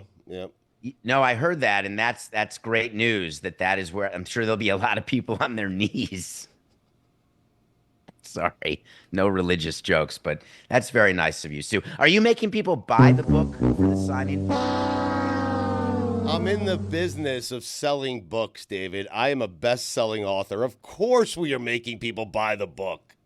Okay, that's good, but here's one other word of advice economically. You should agree to also sign one other item that someone brings. Okay. But to do that, they have to buy a copy of the book. Okay. I will sign whatever anyone brings to that signing. I will. But I No, you can't, Stu. No, you're People trying to bring do an 20 upsell. things. You're saying buy more books and I'll sign additional things. Is that what you're saying? You want me to upsell One people? item per book bought. Okay, good. So if you bring 7 books, I have to sign 7 items, is what you're saying. Yeah, yes, that is the math. I like it. Okay, good. So you're going to rip people off in a church. You want to join us? That's what you two are going to do. I'm giving away a cruise also, David. Not to the people who come out to the church that day. Just to our top sales guy. We're not giving away any which cruise. Right now it's me. That's irresponsible. Yes. There are Yes. standards around here. You can't promise people we're giving them a cruise. It's the internet. Let me just say for Metalark, on behalf of Metalark, if what Stu is saying, then it is open and available to everybody, no purchase necessary. God is watching, Stugotz. It's sales team, though. Listen, my finest work, as I pointed out earlier, happened in a church. I saved a wedding in a church. Churches like me. Your finest work? Yes. I saved Mike's wedding, Dan. We have breaking NFL news. Daniel Jones has agreed to sign with the Minnesota Vikings. Wow. He had several suitors. He prioritized a team in playoff contention, a chance to play, QB-friendly offensive system. This is all according to Jordan Schultz. You know what? Schultz.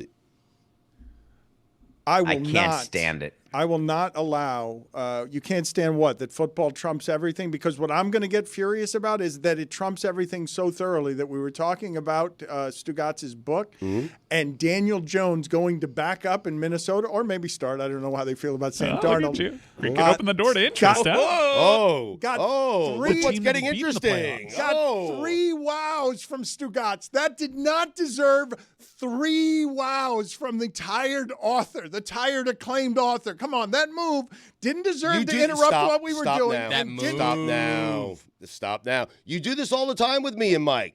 And then Sam Darnold gets hurt.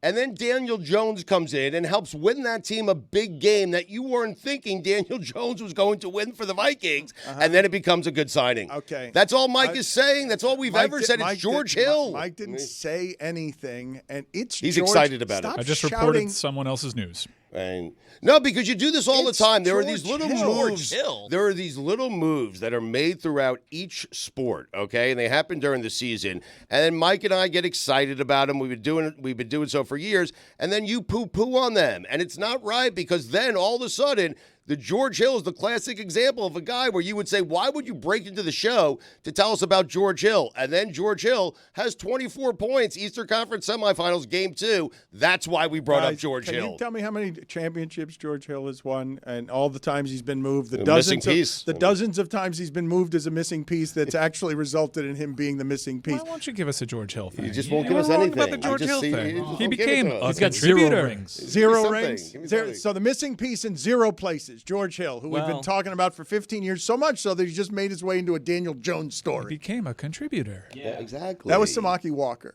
I mean, Samson, can you tell me, play the music here, because I want to read something to Samson that is, gloomy, but we've got happy music for it. We're all gonna die. We're all gonna die. We're all gonna die. The oceans are all burning, and we're all wondering why. Let's turn on the news and find out how we're gonna die.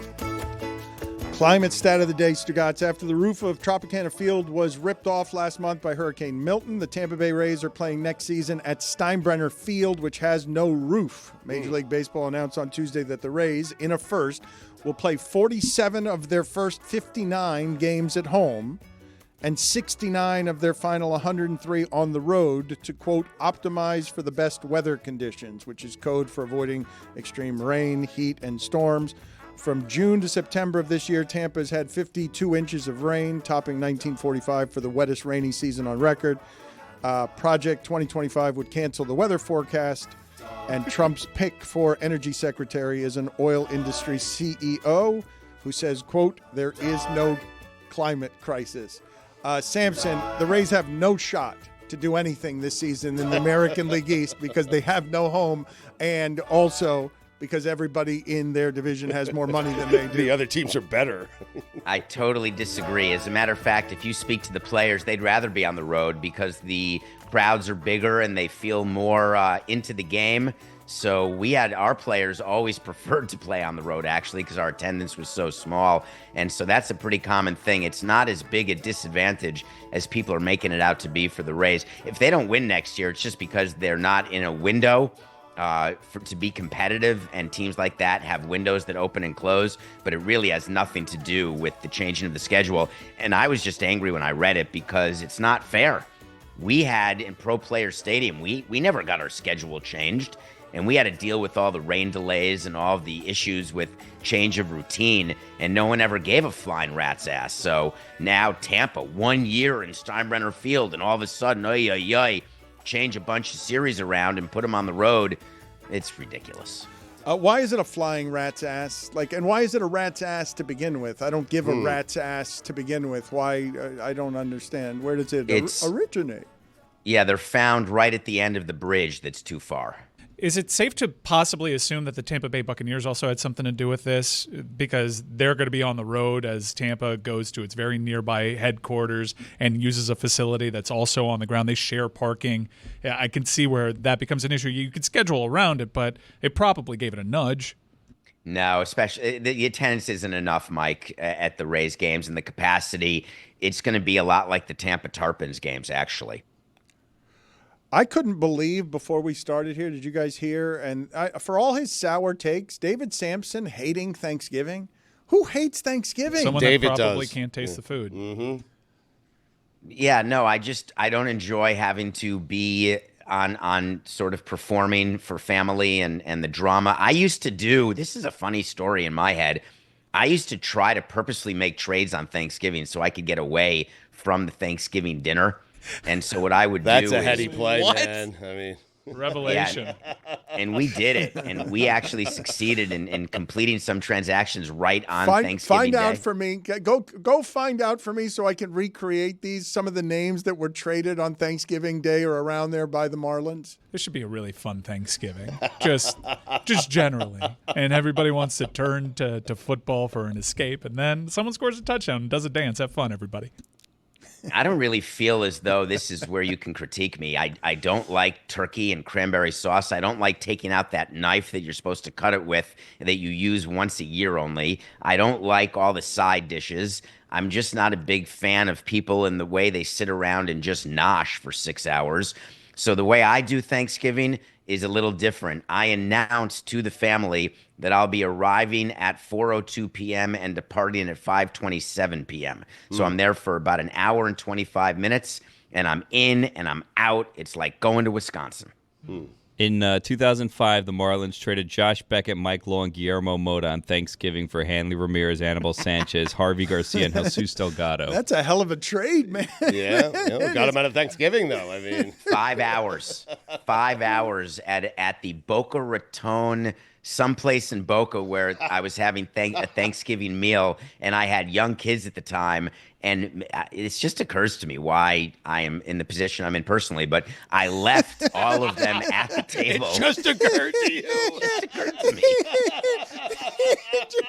Wait, you just realized the reason I'm not with my family anymore is because this is how I treated Thanksgiving. I'm curious if I go down this list of 10 biggest trades in Marlins history that from I think this was written in 2021 by Joe Frisaro. Like if I give you these dates, I wonder if these align with like your children's birthdays and stuff like that. Or like, oh, here's a graduation and this is why. Wait a minute, the Marlins were a Ponzi scheme to get you out of family stuff. It's not that it was a Ponzi scheme, Well, but I would tell you that I was able to control the calendar in a lot of ways.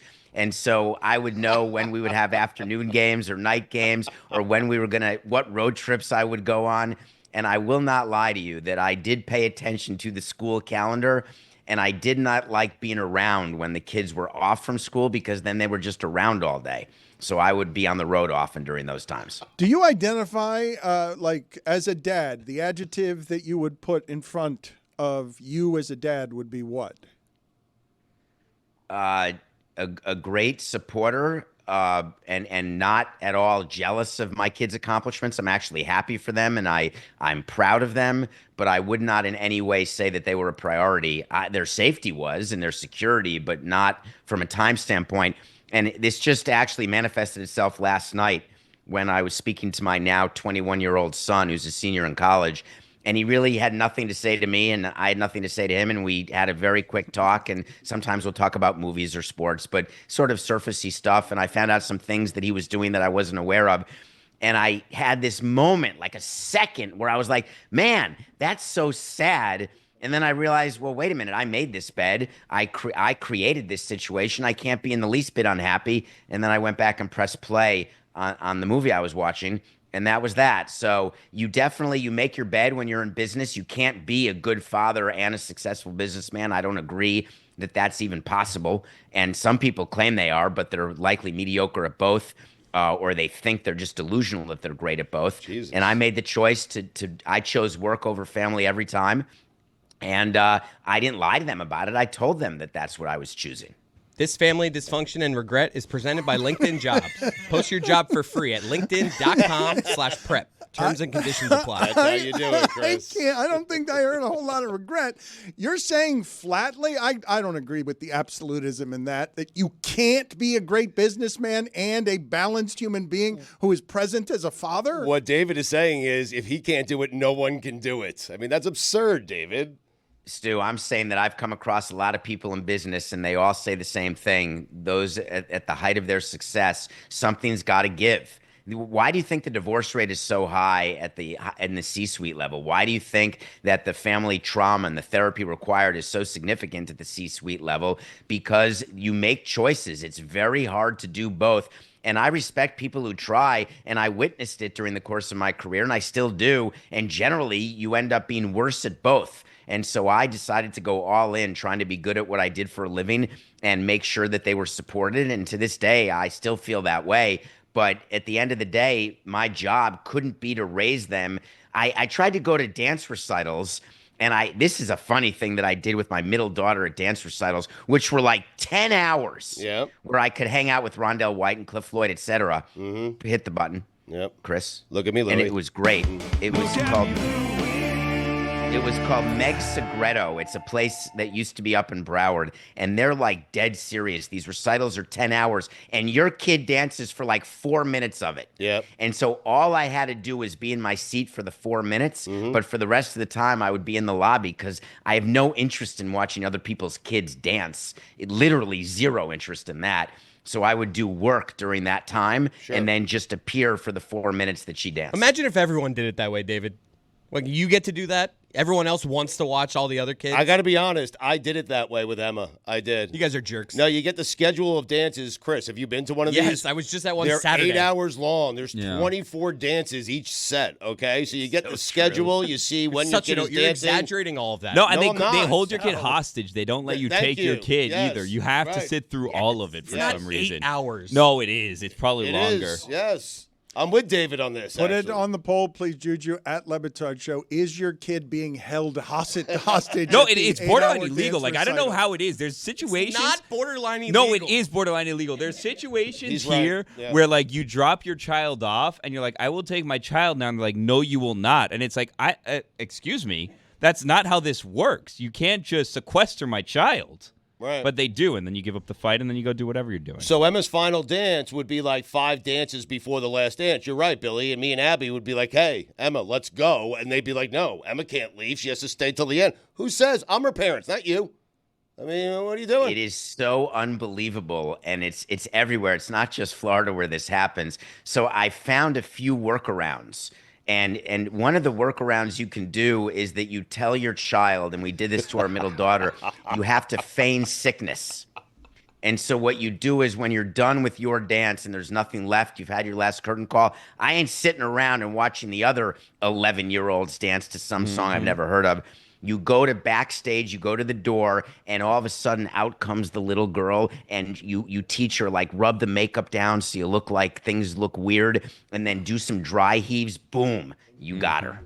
This is an all-timer for you, David. No. My mouth is on the right. floor right now. He's right. You give them some green makeup. They can put this a little bit on your cheeks here. People are going to wonder you look a little sick. You're teaching your child to lie about being sick so you don't have to sit through Correct. a recital. But I would tell her that that's what we're doing. I actually didn't mind teaching my kids the difference between a malicious lie, a white lie, or when you want to mislead people, or when you want to get what you want, how to get what you want. And they're all successful kids right now, so that part of it worked. But I'll tell you, we weren't hurting anyone, Chris. They're backstage. They're not even watching the other people dance. They can't see them. So what is the purpose of being there? The teachers don't want them there also. Like, they are just as miserable as everyone else because it's like, I now have to watch these kids for 7 hours after a 4-minute performance just because these are the rules that this company decided with. They'd be more than happy to have your kids get out of there. They don't want to babysit 15 kids all day. And by the way, you have to bring every kid flowers, and so they sell flowers in the lobby. So It's a racket. Then you have to hug them. It's just the worst. You got to bring your own flowers. Those, I'm with you on the tell them flowers. they did a great job, and you're like, Those honestly, flowers- I could dance better. No, than but there's a half guy these who sets up shop at all these dance No, I know. recitals. Yeah. I don't buy those flowers. I bring my own flowers. Price gouging, I'm telling you. They overcharge for those for sure. Because once you get there, once you get there, if you don't have flowers, you are forced to buy flowers from this person. A guy who sets up shop? It's usually someone who works for the thing. It's like all one. The money's They going to pretend one they place. don't, but you know they're in on it. Thanksgiving is a time of love and song and dance and community. Will you listen to yourselves? It's a time for trades. Listen to yourself. It's a time for trades. Hot stove, literally. David Samson, I asked you for an adjective to describe yourself as a father, and you gave me a whole mealy-mouthed discussion and description without giving me an adjective. Did you think you were a bad father? Adequate. Because you weren't present, and you're saying you couldn't choose fatherhood over business. No, I'm just saying that my kids look back and say that, it's funny. They always say this, and I think it comes from their therapist or whatever. Hey, I wish you had given it all up and spent more time with us. I'm like, all right, enjoy, 86F, right, on the flight to Wisconsin. I just don't buy any of that at all, but I love them, and they like me fine when they need something. Okay, but you just you just said, and I don't want to argue with this about you, but I don't want to argue with you about this, but you said they're successful, and you're also talking about how it is that somebody he's so detached from what coach is that he thinks there's 86 rows. He's never gotten out of the single digits. You're wrong. International giant jumbo jets that are flying privately. I was in row 86 on the way to the Philippines for Survivor, and I couldn't stand it. And so I upgraded myself. Hold on. It's on Air Philippines in 2013, and I upgraded myself on the plane. And much to the chagrin of the fellow survivors, I didn't realize at the time, but they ended up holding that against me, that I wasn't willing to sit in a middle seat surrounded by like babies for a 14-hour flight. You became the target. You have no people skills. I wonder why they kicked you off the island so quickly. You don't understand community. You're about to go on a stranded island for 39 days. Like, Jeff, I'd like to upgrade, please. Like, how much do I have to give you for a 10 out here for me and my You thought tribe? you were going to win, and you lost on the plane right over. You lost. He thinks he's smarter than everyone else, and he lost the whole thing on the plane. They hated him as soon as they landed. I was totally rested. I felt great. I was lying down the whole flight. Meanwhile, the rest of the people are sitting like this for 14 hours. All right, Samson, I'm going to get your movie review in a second, but Mike Ryan, did you finish the coffee table? I did. The most uncomfortable movie I've ever seen by quite a distance. Wow. It's incredible. I think it's a masterpiece, but also researching this movie comes with a trigger warning. So when I say it's the darkest, most uncomfortable thing that you can imagine, also probably a dark comedy as well. If you can view it through that prism, certainly. I've never really seen anything like it. It's shocking. It's provocative. It's brilliant. I love the movie in retrospect, but it was tough to get through. And my wife checked out on it in the process. She couldn't make it through it. You brought it up to me on Monday. You told me about it. I was scared just hearing about it. But people on social media were tweeting you saying they can't get through the movie. There's been a lot of people that have told me that they've tried to watch it and they bail on it, or they research the Wikipedia and they bail on it. I totally understand that. But I think, and I know David isn't a big horror guy, although I've come to find out that's more of like your traditional slasher, Terrifier type stuff. But I'd venture to say, because we'd had this conversation a couple weeks ago, there's a real horror movie, suspense, thriller renaissance going on right now. And I think there's actual reasons for that. If you see what the big studios are greenlighting, it's got to have intellectual property. It's got to be big. They got to meet their margins on this. So you get these really resourceful filmmakers really pushing boundaries on smaller budgets. And for whatever reason, to me, the genre right now that is getting the most original stuff out there is this genre. I've seen like 7 in the last few weeks, and each one gets better than the previous one. David? The Substance was actually one of these, and traditionally I was worried to tell David about that because, it's kind of gory, visceral in certain instances, but it's also a bit of a comedy. So I put it on David's radar, and he actually saw this. What did you think of this movie, The Substance? I thought The Substance was outstanding. I reviewed it on a recent Nothing Personal. Let me give you a 2-minute review of that. It's not a horror movie, so I'm curious what genre. You're right. It's the jump horror and the slasher that I won't watch. The Substance, being gory, but that's not. The Substance is about aging, and it's about our view of our looks and Demi Moore basically not wanting to be old anymore because there's a man who's in charge, Dennis Quaid, who says, you're too old to be on TV. So she says, hey, I'll be young again. And all of a sudden, out comes Margaret Qualley in one of the great birthing scenes this side of she's having a baby. it is a movie that is well worth watching, and it's well worth watching with people in your life because it will lead to a good discussion about what you would do to continue to look young. I'd be curious if Samson would like that kind of movie. Samson loves stuff that makes him feel, anything that makes him feel, but this uncomfortable, what would you describe as the most uncomfortable you've been watching a movie, David? I was uncomfortable watching Seven. Were you? Yeah, that is probably my number one least comfortable watch because I'm generally scared anyway. And I just was thinking about all the different ways that bad things can happen. And then the end of that movie, which is not a spoiler alert anymore, I don't believe, I don't know the rules on that. You're good there. It's in the box. Yeah. When there's a head and a butt, you're just thinking, wow, I don't want to watch this. I was very uncomfortable. I will say that Seven is basically Space Jam compared to the coffee table. Is it really? Yeah. Get out of here. Yeah, it's the darkest premise you can imagine. I'm telling you, Mike told me about it because I don't watch a lot of stuff, so I was like, go ahead, just give it to me. And it's the only movie I've never seen that I can't stop thinking about.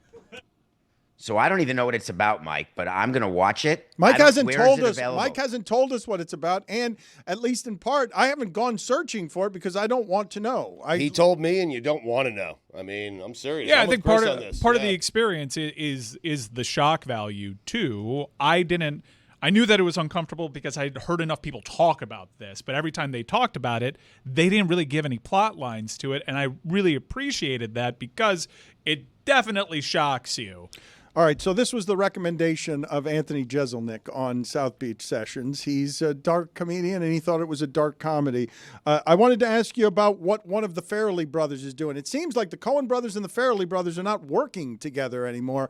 And what are the Farrelly brothers doing? Or what is it Peter? I think it's Peter that's working on this. He's doing, Stugotz, your wheelhouse. He's doing something Rocky related. Ah, yes. So it turns out that the big underdog story that surrounds Rocky was Sylvester Stallone getting this film made. And the script that he just picked up that he says is brilliant is the making of Rocky and Sylvester Stallone's insistence that he not only write, direct, and star in this film. And the studio, Sylvester Stallone was acting in softcore porn movies. He was basically unhoused at this time.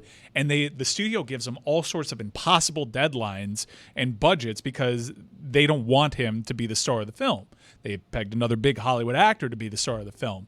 And there are details like in the scene, they get all the running scenes out in one day, and Sylvester Stallone essentially runs 18 miles in one day, and he gets hospitalized. The scene where he's punching the ribs, that was actually frozen meat. They didn't have time to defrost it. Sylvester Stallone breaks his hands, and it's about persevering, making his life different, getting himself out of that spot while using this underdog as an avatar. The big underdog story is Sylvester Stallone. The guy who was going to play Rocky was Burt Reynolds. I mean, think about that. Imagine that. What a different movie. Burt Reynolds playing Rocky. Yeah. So the making of Rocky is a better underdog story than Rocky? I think there are a lot of movies, and David probably knows this, where I want to find out more about the making of the movie than watch the actual movie. Rocky is one of them. Michael Mann's Miami Vice is one of them. And Face Off, when Nicolas Cage and John Travolta spent 3 days together in a cabin trying to get each other's movements and motions and way of being. That's a great movie. David, what is your review for the week? I'm doing this, and I have this rehearsed, so forgive me. I don't normally use notes. Hi, Mike. This is David Samson. I watched your show called The Man on the Inside. I watched it in one sitting, which doesn't make it like a regular television show. It makes it more like a movie, as you stated. I felt something every single episode. Putting together Ted Danson and the rest of that tremendous cast and a story that really touches home to an aging population, people trying to continue to find their relevance and their place as they become less relevant in the workforce and with their families.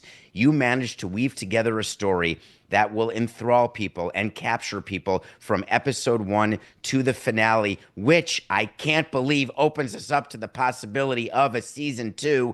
And if anybody is smart, which I assume all the streamers are, given your track record, Mike, that show is going to be picked up and your creative juices are going to have to continue flowing.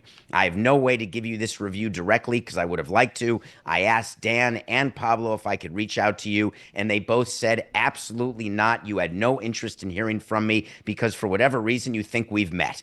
That said, I have to give credit where credit is due, and you are a singular talent in the ability to create, including directing the final episode, a show that will capture the hearts, minds, and imaginations of what I hope will be millions of people. It's called The Man on the Inside. Well, thank you for those kind words. You should have said Mike Schur, that you were directing it toward Mike Schur so that people would have understood what you were talking about. About halfway through, I was like, oh, I know what he's doing. It's a passion project. So here's the backstory on this. David Samson is legitimately bothered and hurt that Mike Schur will not interact with him. And Billy, do you have any thoughts here on how deserved it is that because Samson's just saying, why don't we just all get along? You've never met me. So, I mean, if Mike Schur doesn't want to talk to someone, I don't know that it's your place to be giving out his number. I don't know how this works. Samson keeps wanting me to pass along his praise, and so I do pass it along. But when he wants to talk to Mike Schur doesn't want to talk to him, and then I relay that message back. What am I supposed to do? I've told Samson before, he's an adult. I can't force him to talk to you. And I'm not upset with you, Dan. I appreciate you trying. I just don't understand. Mike Schur, if he wants to talk to Ariel Helwani or Billy Corbin or other people who before they met me had a problem with me, and then they met me, we spent time together, and everything ended up being fine. Mike's just not willing to do that. And the fact is that I am in contact and know people who also know Mike and who like Mike and also like me. You'd think the transitive property, he'd give me at least a minute. And I understand he's busy, but I could talk art, I could talk sports, I could talk finance, I could talk movies. I'm just interested in also complimenting people when they do great jobs. And Mike doesn't make anything bad. And I just want him to know it. And I thought we were all on the same team, but quite obviously he still doesn't feel that way. But it doesn't stop me or in any way prejudice my review of his stuff, because so many people do that they use a personal issue in terms of a professional result, and I would never let that happen. You're trying too hard, David. Just let it happen. Like, stop talking about wanting to talk to Mike, meeting Mike. You're just starting. I'm telling you, just let it happen naturally. Eventually, you'll meet him and talk to him. Play hard to get. Yeah. I have a feeler out, actually, that I think I have a way in. Are you stalking? What does that mean? No, that's gross. I do not stalk. If I could, I'm not desperate. I don't even want money from him. I don't even want a lot of time from him. I simply want a text response. Too much, yeah. You're not desperate. You don't stalk. Did you get those? Too far. You get those George Michael glasses so you can put on the same glasses George Michael wore, or what? I did get those, Billy. Did you get them? They have not arrived yet from England, but you didn't ruin it. But I will do this show wearing the George Michael glasses. You were going to wear them. You were going to unveil them in a week or two. Correct. He ruined your surprise. Yes, he did. Did you get the license plate? Yes, I did. You get everything. And I may have gotten one other thing, Billy. I may have gotten Elton John sunglasses. What? Maybe. Being a bad father was all worth it in the end. Thank you, David. Because absent Elton John glasses. Because you can buy the trinkets of famous people. It's okay that you were never around for the kids. It's okay that you're lonely late in life, and then Thanksgiving is something you hate, and you make up trades in order to avoid. He's not lonely. He has his collection of sunglasses, Dan. At least at the very end, when you work toward the very end, you have the trinkets of Elton John and George Michael to show. Set them around the Thanksgiving table. Hello, Elton. Provided that you're only there from 4:02 to 5:27. I've done it all right. And God forbid that somebody does an end zone celebration Trump dance at a Thanksgiving dinner near you. I'm sure. Got the remote in hand. See you later. See you later, Samson. I don't know what to do about that. His podcast is nothing personal. He wants to talk to Mike Schur. I can only ask so many times. Like, I can't. Mike Schur is being stubborn. Doesn't want to be friends with David. You're doing a thing, aren't you? That thing that you do Where you're you, acting like you you're trying divide to help, people. but you really want to separate No, them.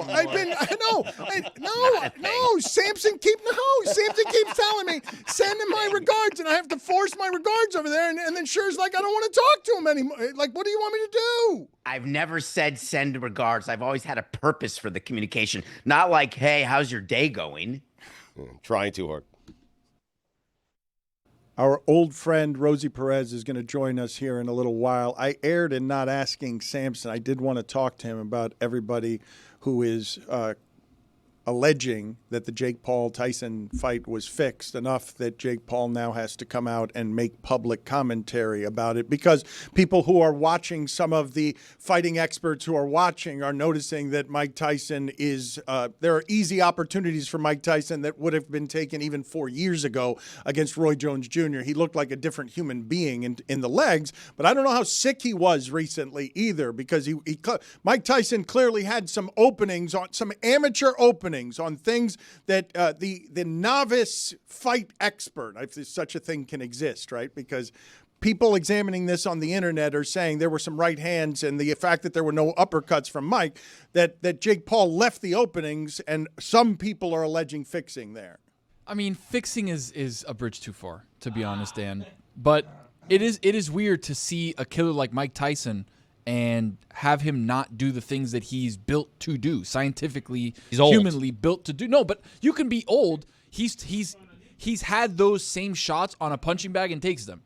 And like 1 minute bursts. We see those videos in 1 minute bursts. Okay, but they were open, right? It's not like he's too old to throw a punch. Then what are we doing? There was one moment that I noticed when it was happening, and it was pretty early in the fight. I would put it in the group chat. Why didn't Mike take that shot?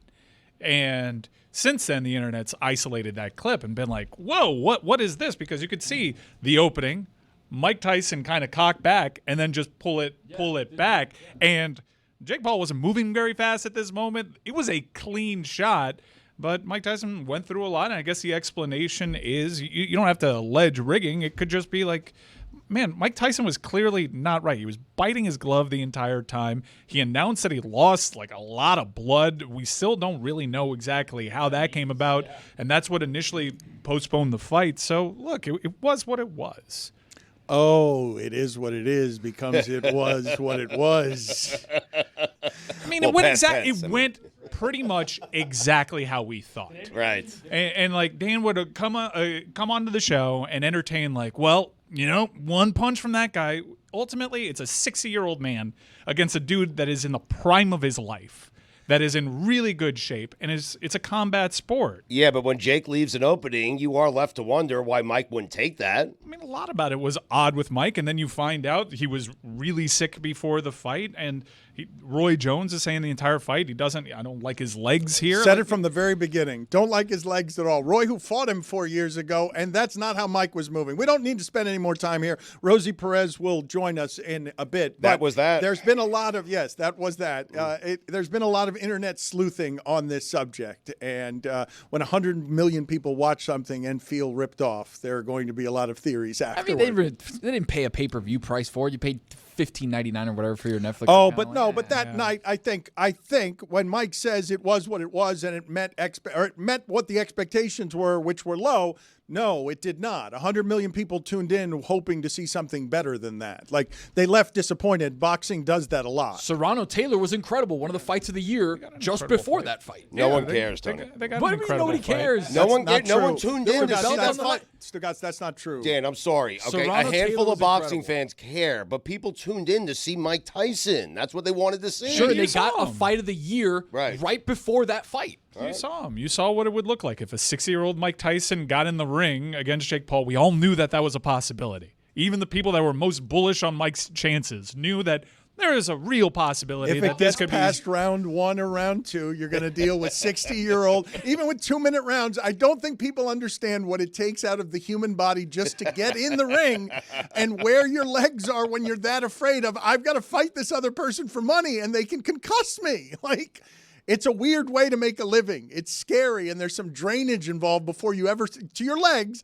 before you ever get in the ring. By round 3, man, I've told one of my favorite stories in sports, history of sports, is George Foreman in Africa, in Zaire, where they're chanting for the Ali the underdog. And for 7 rounds, Foreman is just giving him everything, all the Tyson stuff, everything. And Ali just keeps whispering it to him. Is that all you got, George?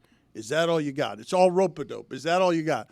And in the 8th round, when Foreman got knocked out in one of the best fights ever, he's like, yeah, pretty much. Yeah, that's all I got. That's when boxing was boxing, Dan. 7 rounds of it. That's when we were kings, Stu. That's when we were kings. Yep. It's one of my favorites. It is. I know it's a dorky story, but I love it so much. You're the heavy. George Foreman was Tyson. He had a pet tiger. He was walking around in the street with a pet tiger. Dan, that's on your YouTube algorithm, just like the Norm Macdonald thing. I can't 60-year-old I fights. can't help it. That's also part of it. Well, but that Tyson tapped into that for me and a lot of people my age. Like there was a whole lot of hope trafficking we were doing with the convicted rapist there. Just be good one last time, old man. 30 years removed from your prime.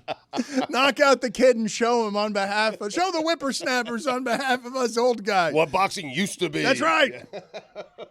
I have this new thing that was supposed to be weekly that hasn't been weekly. Is it still undefeated, Billy? It is an agent of chaos. Is it Bet the House or Bet the Senate? It's called Bet the House. Everybody knows it's called Bet the House. I don't know of what it Representatives. is. Yeah, Is it still unbeaten? It was 3-0 for a while there. I believe we're 4-1 now because we had one last week that didn't air, but we had the right pick, so we're crediting that one. That one hit. So that one was a win. Now we did have a loss. What's that, Thomas? Why didn't it air? Hold on, Thomas. We're undefeated in the FBS. I don't know why he walked in the middle of me talking, but yeah. Well, Thomas has been working very hard on this. Yeah, but he got a little comfortable because he brought him on the microphone before, and now he's just interrupting segments. Kind of rude. It's odd, really. But anywho, so we lost. It's emotional. We lost a couple weeks back. No, hold on a second. I'm not there yet. Lost a couple weeks ago. Last week was a big W. Didn't air, but we still won that one. It still happened. Didn't it air? I don't know. I wasn't here. So, anyways, that's why. We'll take your word on it. Needed to set up. Well, Thomas was primed to set it up. I don't know what happened. We don't need to point fingers here. It's Thanksgiving week. Tony's got to get out of here. So. The point is this. This week we got a big guest. Very big guest this week. Not a House of Representatives. This is a senator. We have a senator for over 30 years Not yet. Who for the 30 years of his service as a senator has been putting smiles on people's faces the entire time. Huh. He has? Really?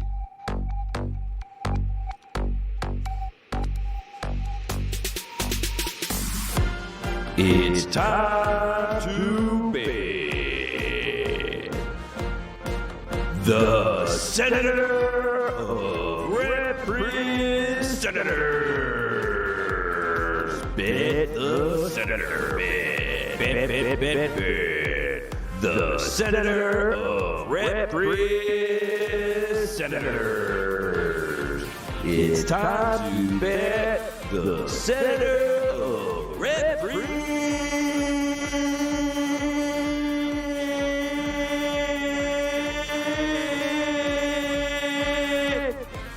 Senator! The Senator of Representatives. Senator. Senators. This week's guest comes to us courtesy of our neighbors to the north. It's Ottawa Senators team dentist, Dr. William Wild Bill Henry. We got a matchup that seemed like it was going to be a big one, but now most people don't really care about it and probably won't really impact the standings whatsoever because everybody knows Notre Dame's getting in anyways. It's the Notre Dame Fighting Irish versus the USC Trojans. Dr. Henry, who you got? I'd be Notre Dame. Wow. So good. I don't think they're in if they lose that one. Nah, they're still going to get in. Yeah, Don't fool yourself. It was built for them to get in. They don't have a conference championship game. They're in. Doesn't matter. They're in. Don't Illinois worry. is a 6-win team. No. Big brand. Senators Not even a good MAC team. team dentist. Yeah. Oh, by the way, also breaking news on the latest episode of Ice Ice Baby coming out soon. We're going to have the full interview with Dr. Bill Henry. So we went about 40 minutes or so with Dr. Bill Henry before we got that pick, and we figured, you know what? we're not going to not use the 40 minutes where we talked to Ottawa Senators team dentist Dr. Bill Henry. So that's going to be on the latest episode of Ice Ice Baby. The hockey show doesn't want that? You can I get O Canada for that bed there? What? No, it's bet no. The bed is Come on. the thing. Bet the House of Representatives, sometimes which senators. is very clearly the name. Yeah. What is Ice Ice Baby? Yeah, what you is have, Ice Ice you have Baby? Ice Ice Baby? Ice What Ice is it? Baby is the hockey show that we've been doing for a while now, off the record. It's the Iceman, Mr. Hockey, Matty Ice, and Baby Billy. What are you Ice Ice Baby. What are you doing, man? Yeah. It's a hockey show. Everybody knows. We offered Roy to be a guest multiple times. Roy has refused the guest. So, but this Mr. Hockey's personal assistants reach out to Roy on quite the number of occasions. Roy keeps turning down Who's the appearance Mr. on Hockey? Ice Ice Baby. Who's Mr. Hockey? Mr. Hockey's Thomas. He goes by Mr. Hockey. Oh, really? Yeah. This isn't an also the actual Iceman. show. No, it is. There's been Off the various record episodes. Major penalty, 5 minutes, swooning comedy. It's 3 people. Trying to support. Mr. Hockey, Matty Ice, and Baby Billy. Really trying to support. Matt Ryan? Everyone on a show that's been done with you for 20 years was trying to figure out how to play with you there, and all you did was the invisible necktie of Greg Cody from yesterday. What do you mean? Gave us get out. It's coming soon. It's coming Get out out. soon. Ice Look who Ice has to Baby. go now. In Billy's Oh, defense, he's tired. Tony is very tired and should leave. No. I couldn't help him. It was a bridge too far. All of us were trying to understand what hockey language you were talking about. That segment is how you sound in my head for 20 years. That open. For 20 years, that whole segment is just you. Does Ice Yammering. Ice Baby You have just- an open? Just yammering. The rare If off Ice Ice Baby has an open, I'm in. the rare off the record show. What was the pick? Notre Dame, I think. He Notre didn't Dame. want to come into work today. I think Notre Dame gets in if they lose that game. Yes. Why? Yes, 100%. Why? What's our what? Well, he They're just in. said the whole thing is built so that Notre Dame gets in. Of He course. just he just Two said you have to loss, start. They lose to you're- no, USC? you're That's a- doing this wrong. Yeah. You're doing this wrong. thank You have you, to Dan. start from the premise of this is a made-for-TV event that Notre Dame must participate in, and then go from there. Yes. They're a lock, Mike. I think they're in trouble if they lose this one. No, they're not. The Yeah, their Cane? strength of schedule's in the 70s. It doesn't matter. The thing was built so Notre Dame gets in. But if provided that they do what they need to do, I think a 2-loss Notre Dame, like you'd favor a 2-loss team that gets to a conference championship. Mike, over you're them. making the argument based on merit. You need to stop that. Okay. Like stop. Like what are you doing? It's a Right. made-for-television What'd you think event about that the Notre Clemson Dame thing? plays in. What'd you think about the Clemson thing? That was interesting.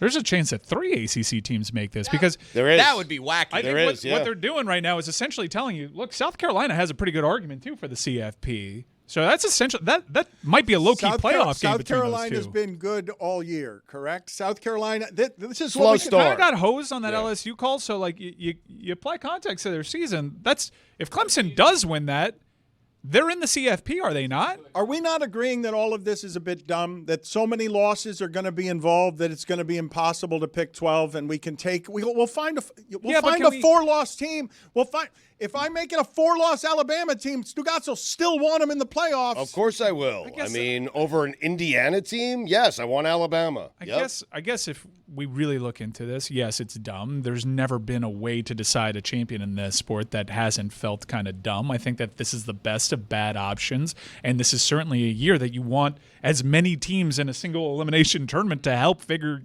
out who is the best team in the nation.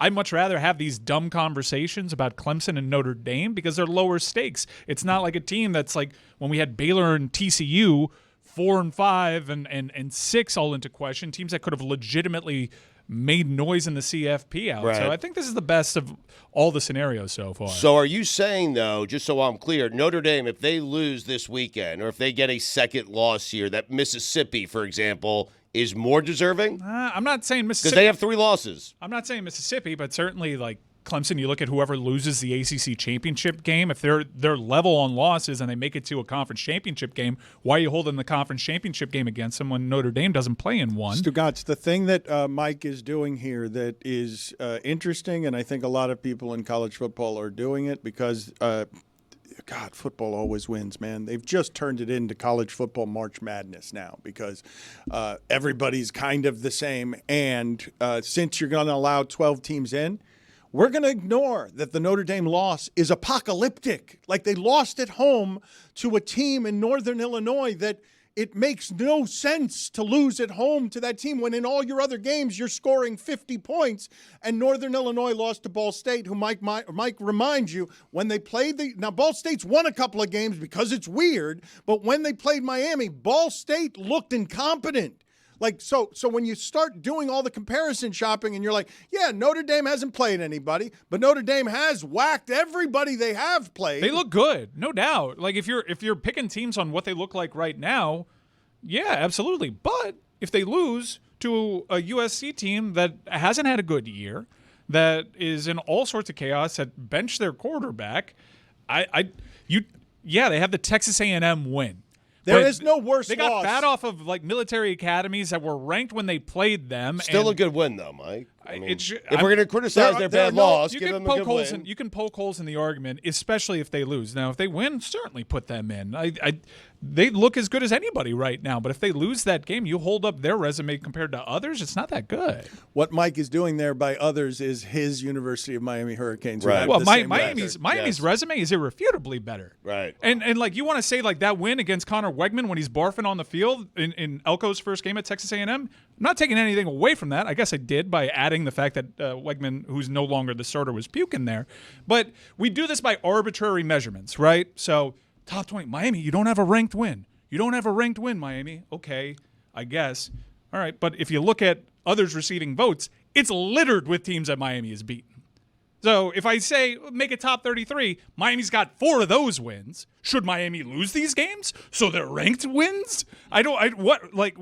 It's all stupid. You have to kind of judge teams by how they've looked against competition that's tough. And if you want to say that the ACC is overrated, and yeah, not a good look that Rhett Lashley rolls in there with SMU and goes to a conference championship game, that doesn't take away from the fact that this is a conference that head-to-head against the Big Ten is better. Has a shot to be over 500 against the vaunted SEC. Vaunted!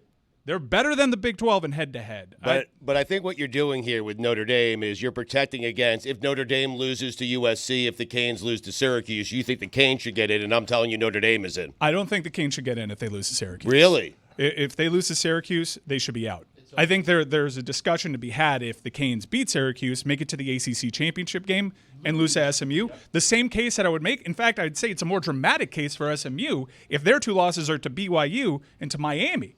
They should not be punished by losing their conference championship game. That's an extra game that makes everybody kind of money, right? Big money for everybody. You should not hold it against them. Do you think, Dan, that if the Canes lose to Syracuse this weekend, that Mike will be singing the same tune? I was surprised to hear him say that, but I will simply say to Mike the same thing about Miami that I just said about Notre Dame. I think you need to rethink that you're ignoring that this is a made-for-TV event. And if there are margins that Miami and Notre Dame can climb through to get on the marquee among 12 teams, SMU is going to lose there. Like something that looks and sounds and feels like SMU is going to lose to what's the better television product. Like that's going to be the tiebreaker, and they're never going to have to say it. They're going to be able to hide it and drown it in numbers and strength of schedule and FPI, and at the end it's going to be we want to see Miami and Notre Dame because, hey, ESPN wants the big games. Like, what are we doing? We need to get the big games. Who was that big money guy? What was the sound that he made? What was that guy? What was that character? Big money guy. You said the big money. There's a big money television game. Yeah,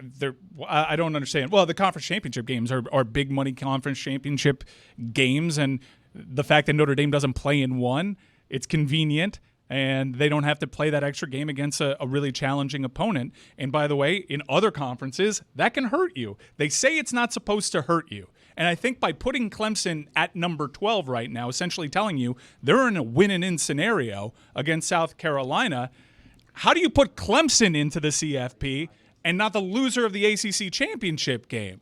Now, that loser may very well be Clemson because Miami has to do what they need to do against Syracuse. But if there's a scenario in which Clemson's in the top 12, Miami and SMU play in the ACC championship game, you can't kick one of those 2 teams out and favor Clemson. Clemson didn't have the benefit of playing that extra game. Rosie Perez next. She makes us happy every time we see her, every time we hear from her. It's been a while. She made that fiasco tolerable on Netflix as we were watching that poor old guy get beaten up by Jake Paul. You always want to start off awkward, or That's his thing. Look, man, look, welcome and thank you for coming back. Rosie Perez is serially honest. I'm not telling, and she loves her boxing, and she knows far more about boxing than I know. She's Still weird. It seems like you know her very well. She is one of our all-time favorite guests on the show. She's an Oscar-nominated actress. She's got a new show with Billy Crystal and Judith Light. It is called Before on Apple TV, and we love her because she is one of boxing's most passionate fans, and she's known as the First Lady of Boxing. Is that a better introduction? There you go. Okay. Quite honestly, yes. Okay. Much better. Yes, but she knows that we love her, and we enjoyed watching that spectacle with everybody else because the Netflix numbers came in, Rosie, and it was over 100 million people like that we're talking about on the downloads. I don't know what you thought that was going to be, but did it live up to your expectations? And we've missed you. Thank you for joining us. Okay, that was a lot. But hi. Hello. Yes, it was a lot. Yes. Also, people don't download anything off Netflix. Okay, I'm sorry. That's right. I got that wrong. Watched on Netflix. It was not downloaded. I think it gets, well, never mind. No downloads. Nope, Dan. it doesn't. It's on DVDs. You're like a dog with a bone on there. Rosie, how did you feel about the entire experience? And thanks again for joining us. Well, since it was my first time doing it, I would say it was unexpected, stressful, wonderful, exciting, mind-blowing, and also like, oh my God, what the hell did I just see? What surprised you about the entire extravaganza? Because I don't know how much preparation it involves. I don't know, how much work you did with Roy Jones Jr. and your team beforehand. Why was it stressful? It was stressful because initially I was supposed to be the host with Kate Abdu-Scott. And then they changed it and said, we think you would be better as color commentary. I went, oh, no. And they said, well, why don't we just test it out? So we did a test run. We watched a fight with the sound off. And we had to commentate Morrow, Roy Jr., and myself. And I ended up having so much fun with it. They just kind of talked me into it. And then when the reality hit, when we got to Arlington, I was like, oh my gosh, this is serious. And because I have such respect for commentaries, everyone down from Jim Lampley all the way down to Paulie Malignaggi and Tim Bradley and Andre Ward himself, I think the magnitude of the whole event started to really hit me once I walked into the stadium. So were there nerves unlike other nerves that you've had? You've been a performer for a long time. That's a good question. It was very similar to like when you go out on a Broadway stage, because this is real. There's no cut and you better come with the goods, So that was in my favor because I understand how to deal with stress in those situations. You kind of just do it. You know what I mean? And you don't let it get the best of you. When I first went in the stand-up, that's when you stand in front of the camera with the mics, handheld, standing up. For the first fight, I was obviously nervous. So it was really good that I did the prelim. I did Shushu Carrington's fight because I love him and I think he's great. And it was Andre Ward who had suggested to me to do that run first so that when the main card came around, I was kind of more settled in, and I was. Rosie, you love boxing. We've had you on so many times over the years. You really love boxing, and I'm wondering, does it make you sad that Jake Paul is now the face of boxing? It's complicated. My feelings in regards to Jake Paul, because I am so grateful for him for getting, Amanda Serrano paid. I mean, really, that woman has been getting punched in the face, over 16 years and didn't get a big payday until he came around. That's really sad. And as well as Katie Taylor, she benefited off of his promotion of Amanda Serrano. So I highly respect him for that. But in regards to him as a boxer, he has gotten better. He's taken it seriously, but yeah, Yeah. Your confidence, though, in the subject matter. It's interesting to hear you talk about nerves because the subject matter you've got it down, right? It is the performing aspect of just there are a lot of people listening to this, and where do the nerves come from there? Because I don't imagine that you can have much more confidence than you do in talking boxing. Well, once I was seated at the on ringside, I was having fun, but it was the production aspect of it because the production was a little faulty. We couldn't hear the truck in the earlobe, so we were rushing to do the stand up, then rushing back to sit down, and I didn't hear certain cues. And Roy and Mara were very supportive in that respect, as well as the floor manager. She was great, but it was a lot. So that part was like, oh my goodness, what's going on? But Roy Jr. Actually has said to me prior, said, when I first walked in the stadium, he looked at my face and he said, "You all right?" And I was like, "Nah." And he goes, "Yo, you need to calm down." And I started cracking up. And he said, "This is fun. They asked you for a reason. They didn't ask anybody else. They asked you." And he says, "So I got you." And Andre Ward came over and said, "Listen, if you ever feel nervous, just say, 'Hey, Roy, what do you think?' Because he's the best at it." And that's what I would do. I don't know if you noticed that. I would always say, "Hey, Roy, what do you think about that?" And he really helped me out. When would you say was the last time you were this scared, or scared is probably overstated, but before performing, Rosie? What compares, like you mentioned Broadway, but what is the last time that felt like this? You're a very accomplished actress. I would say my Broadway debut, because I had to be butt naked on stage. Yeah, that was yeah. That'll do it. Yeah. Understood. Yeah. You know what's so funny about that performance? The director was so angry at me. He was so pissed off because I'm supposed to walk around the stage naked. And I'm thinking my family's here, opening night. I can't do it. I just can't do it. I'm Puerto Rican, And so the scene is Joey Pants and I are in bed. We're doing the deed. And then after the deed, I'm supposed to get up naked and clean the room. Like, what woman in the real world does that? Not with a one-night stand. You know what I'm saying? And so what I did was I picked up the pillow and I was holding it on my side so you could cover my tits and my what. Woo-hoo. And yeah. The director was so angry after the show. "How dare you? How dare you?" I said, "Listen, my family was in the audience. I just couldn't do it. I need an elaboration on what you being Puerto Rican has to do with us, it being a little extra hard to be naked in front of your family.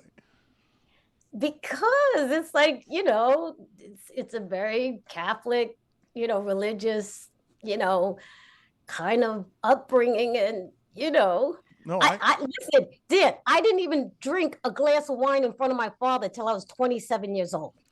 I just wouldn't do it. That explains it. Can you tell us, Rosie, how it is that you got this job? What's the backstory? Like, I know that for years everyone has associated you with boxing commentary. I know that you did it with our show for a long time. Do you remember, like, any interesting parts of the story of how all of this came to be? They just asked me, and I was shocked. And I was like, "Me? Are you sure?" I mean, that's as simple as it was.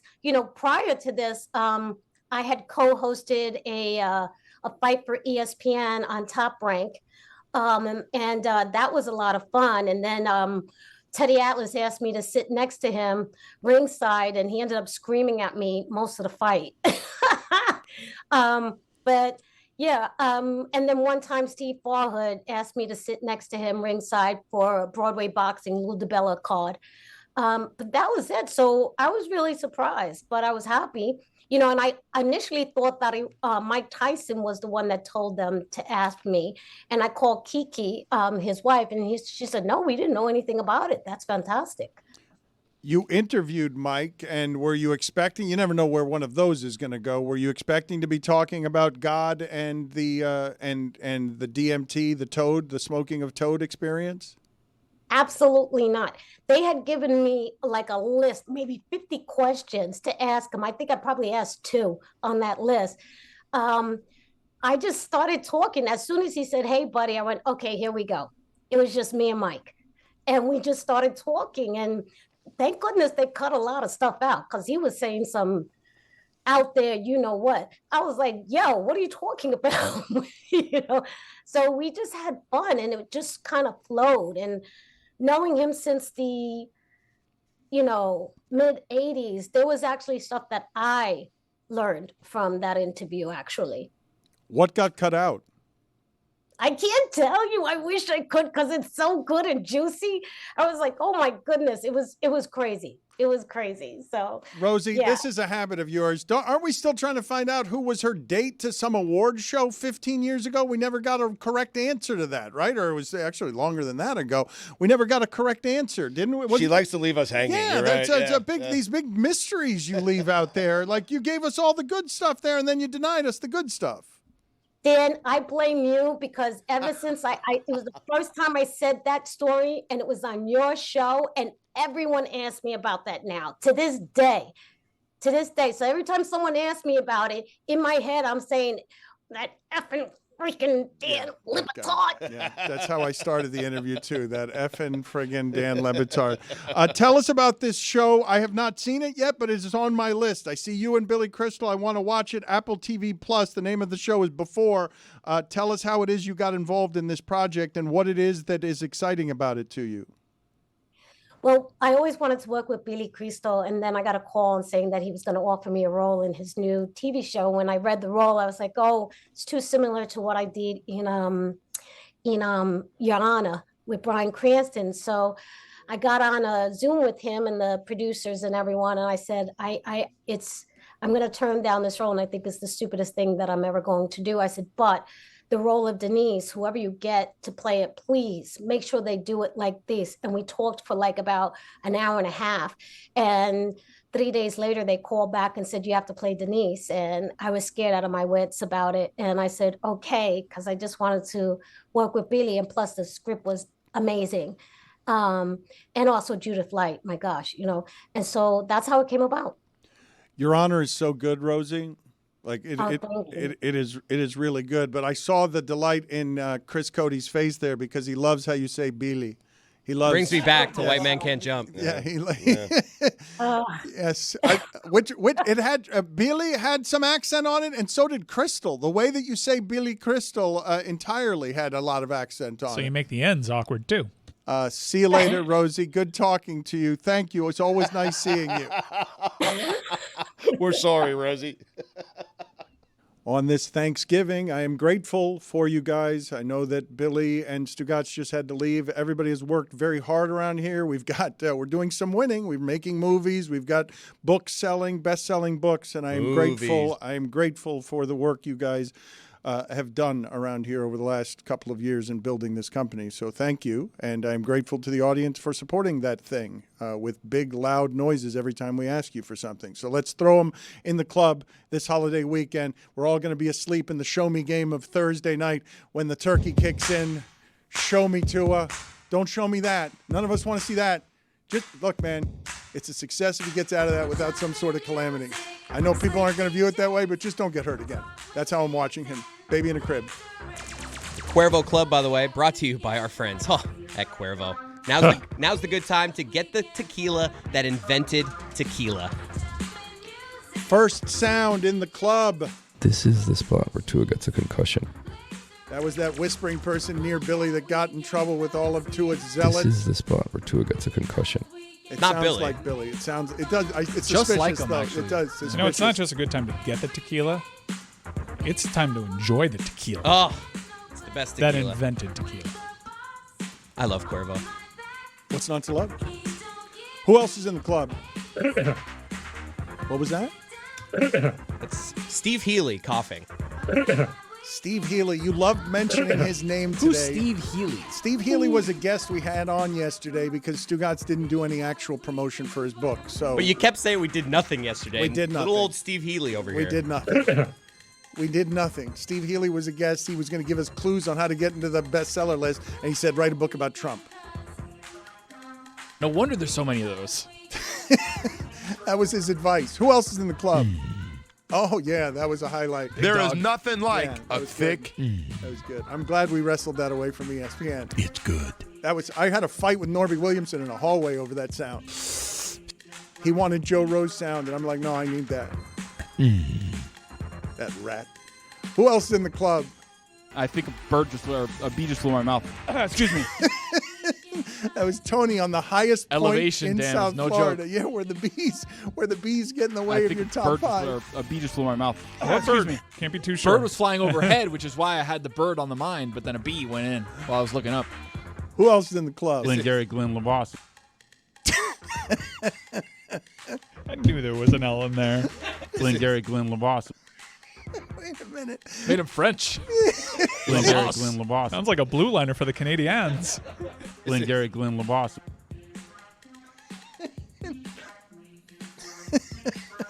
Glengarry Glenn LeBoss. You know, I haven't heard anything from you, though, Chris. Yeah, what about the poor reading that you did this week? Who else is in the club? No, I don't want any more Joe It's Rose. the benefit of Man in the Wheels of Steel. Stop battering me with Joe Rose. Stop. Just knock it off. Did you lose a friendship with Wilbon? Did you lose a friendship? Still not you. Billy gets me in trouble with my friends. Like, for sure. I think he's protecting you on Wilbon. Who else is in the club? Darrell Revis. Yeah, Darrell talking's hard. Revis. Talking's hard. The Talking Mary. on a show for like 3 hours live and not screwing up once. It's not easy. I did do something this week, right? Here you go. Game time. No, you sensually walking into the club. That is how he walks into the Cuervo Club, by the way. Like, that is exactly Touching how my nipples. Chris Cody. Game time. I want sensual Chris to do ad reads. Who else is in the club? I always work out in a necktie and a button-down shirt. He was so bad. He wasn't wearing a necktie. He was so bad. Chris, I was laughing last night, at your father because we told him to bring his A game, and he brought an invisible necktie and that mooing sound. It's the most I've ever prepped him for a segment, and he was just a poop. That's what he was. A little suspicious. Yeah, there's Billy again. Something else he didn't say. Who else is in the club? Did you run out of sounds? I hate him. I hate the chicken.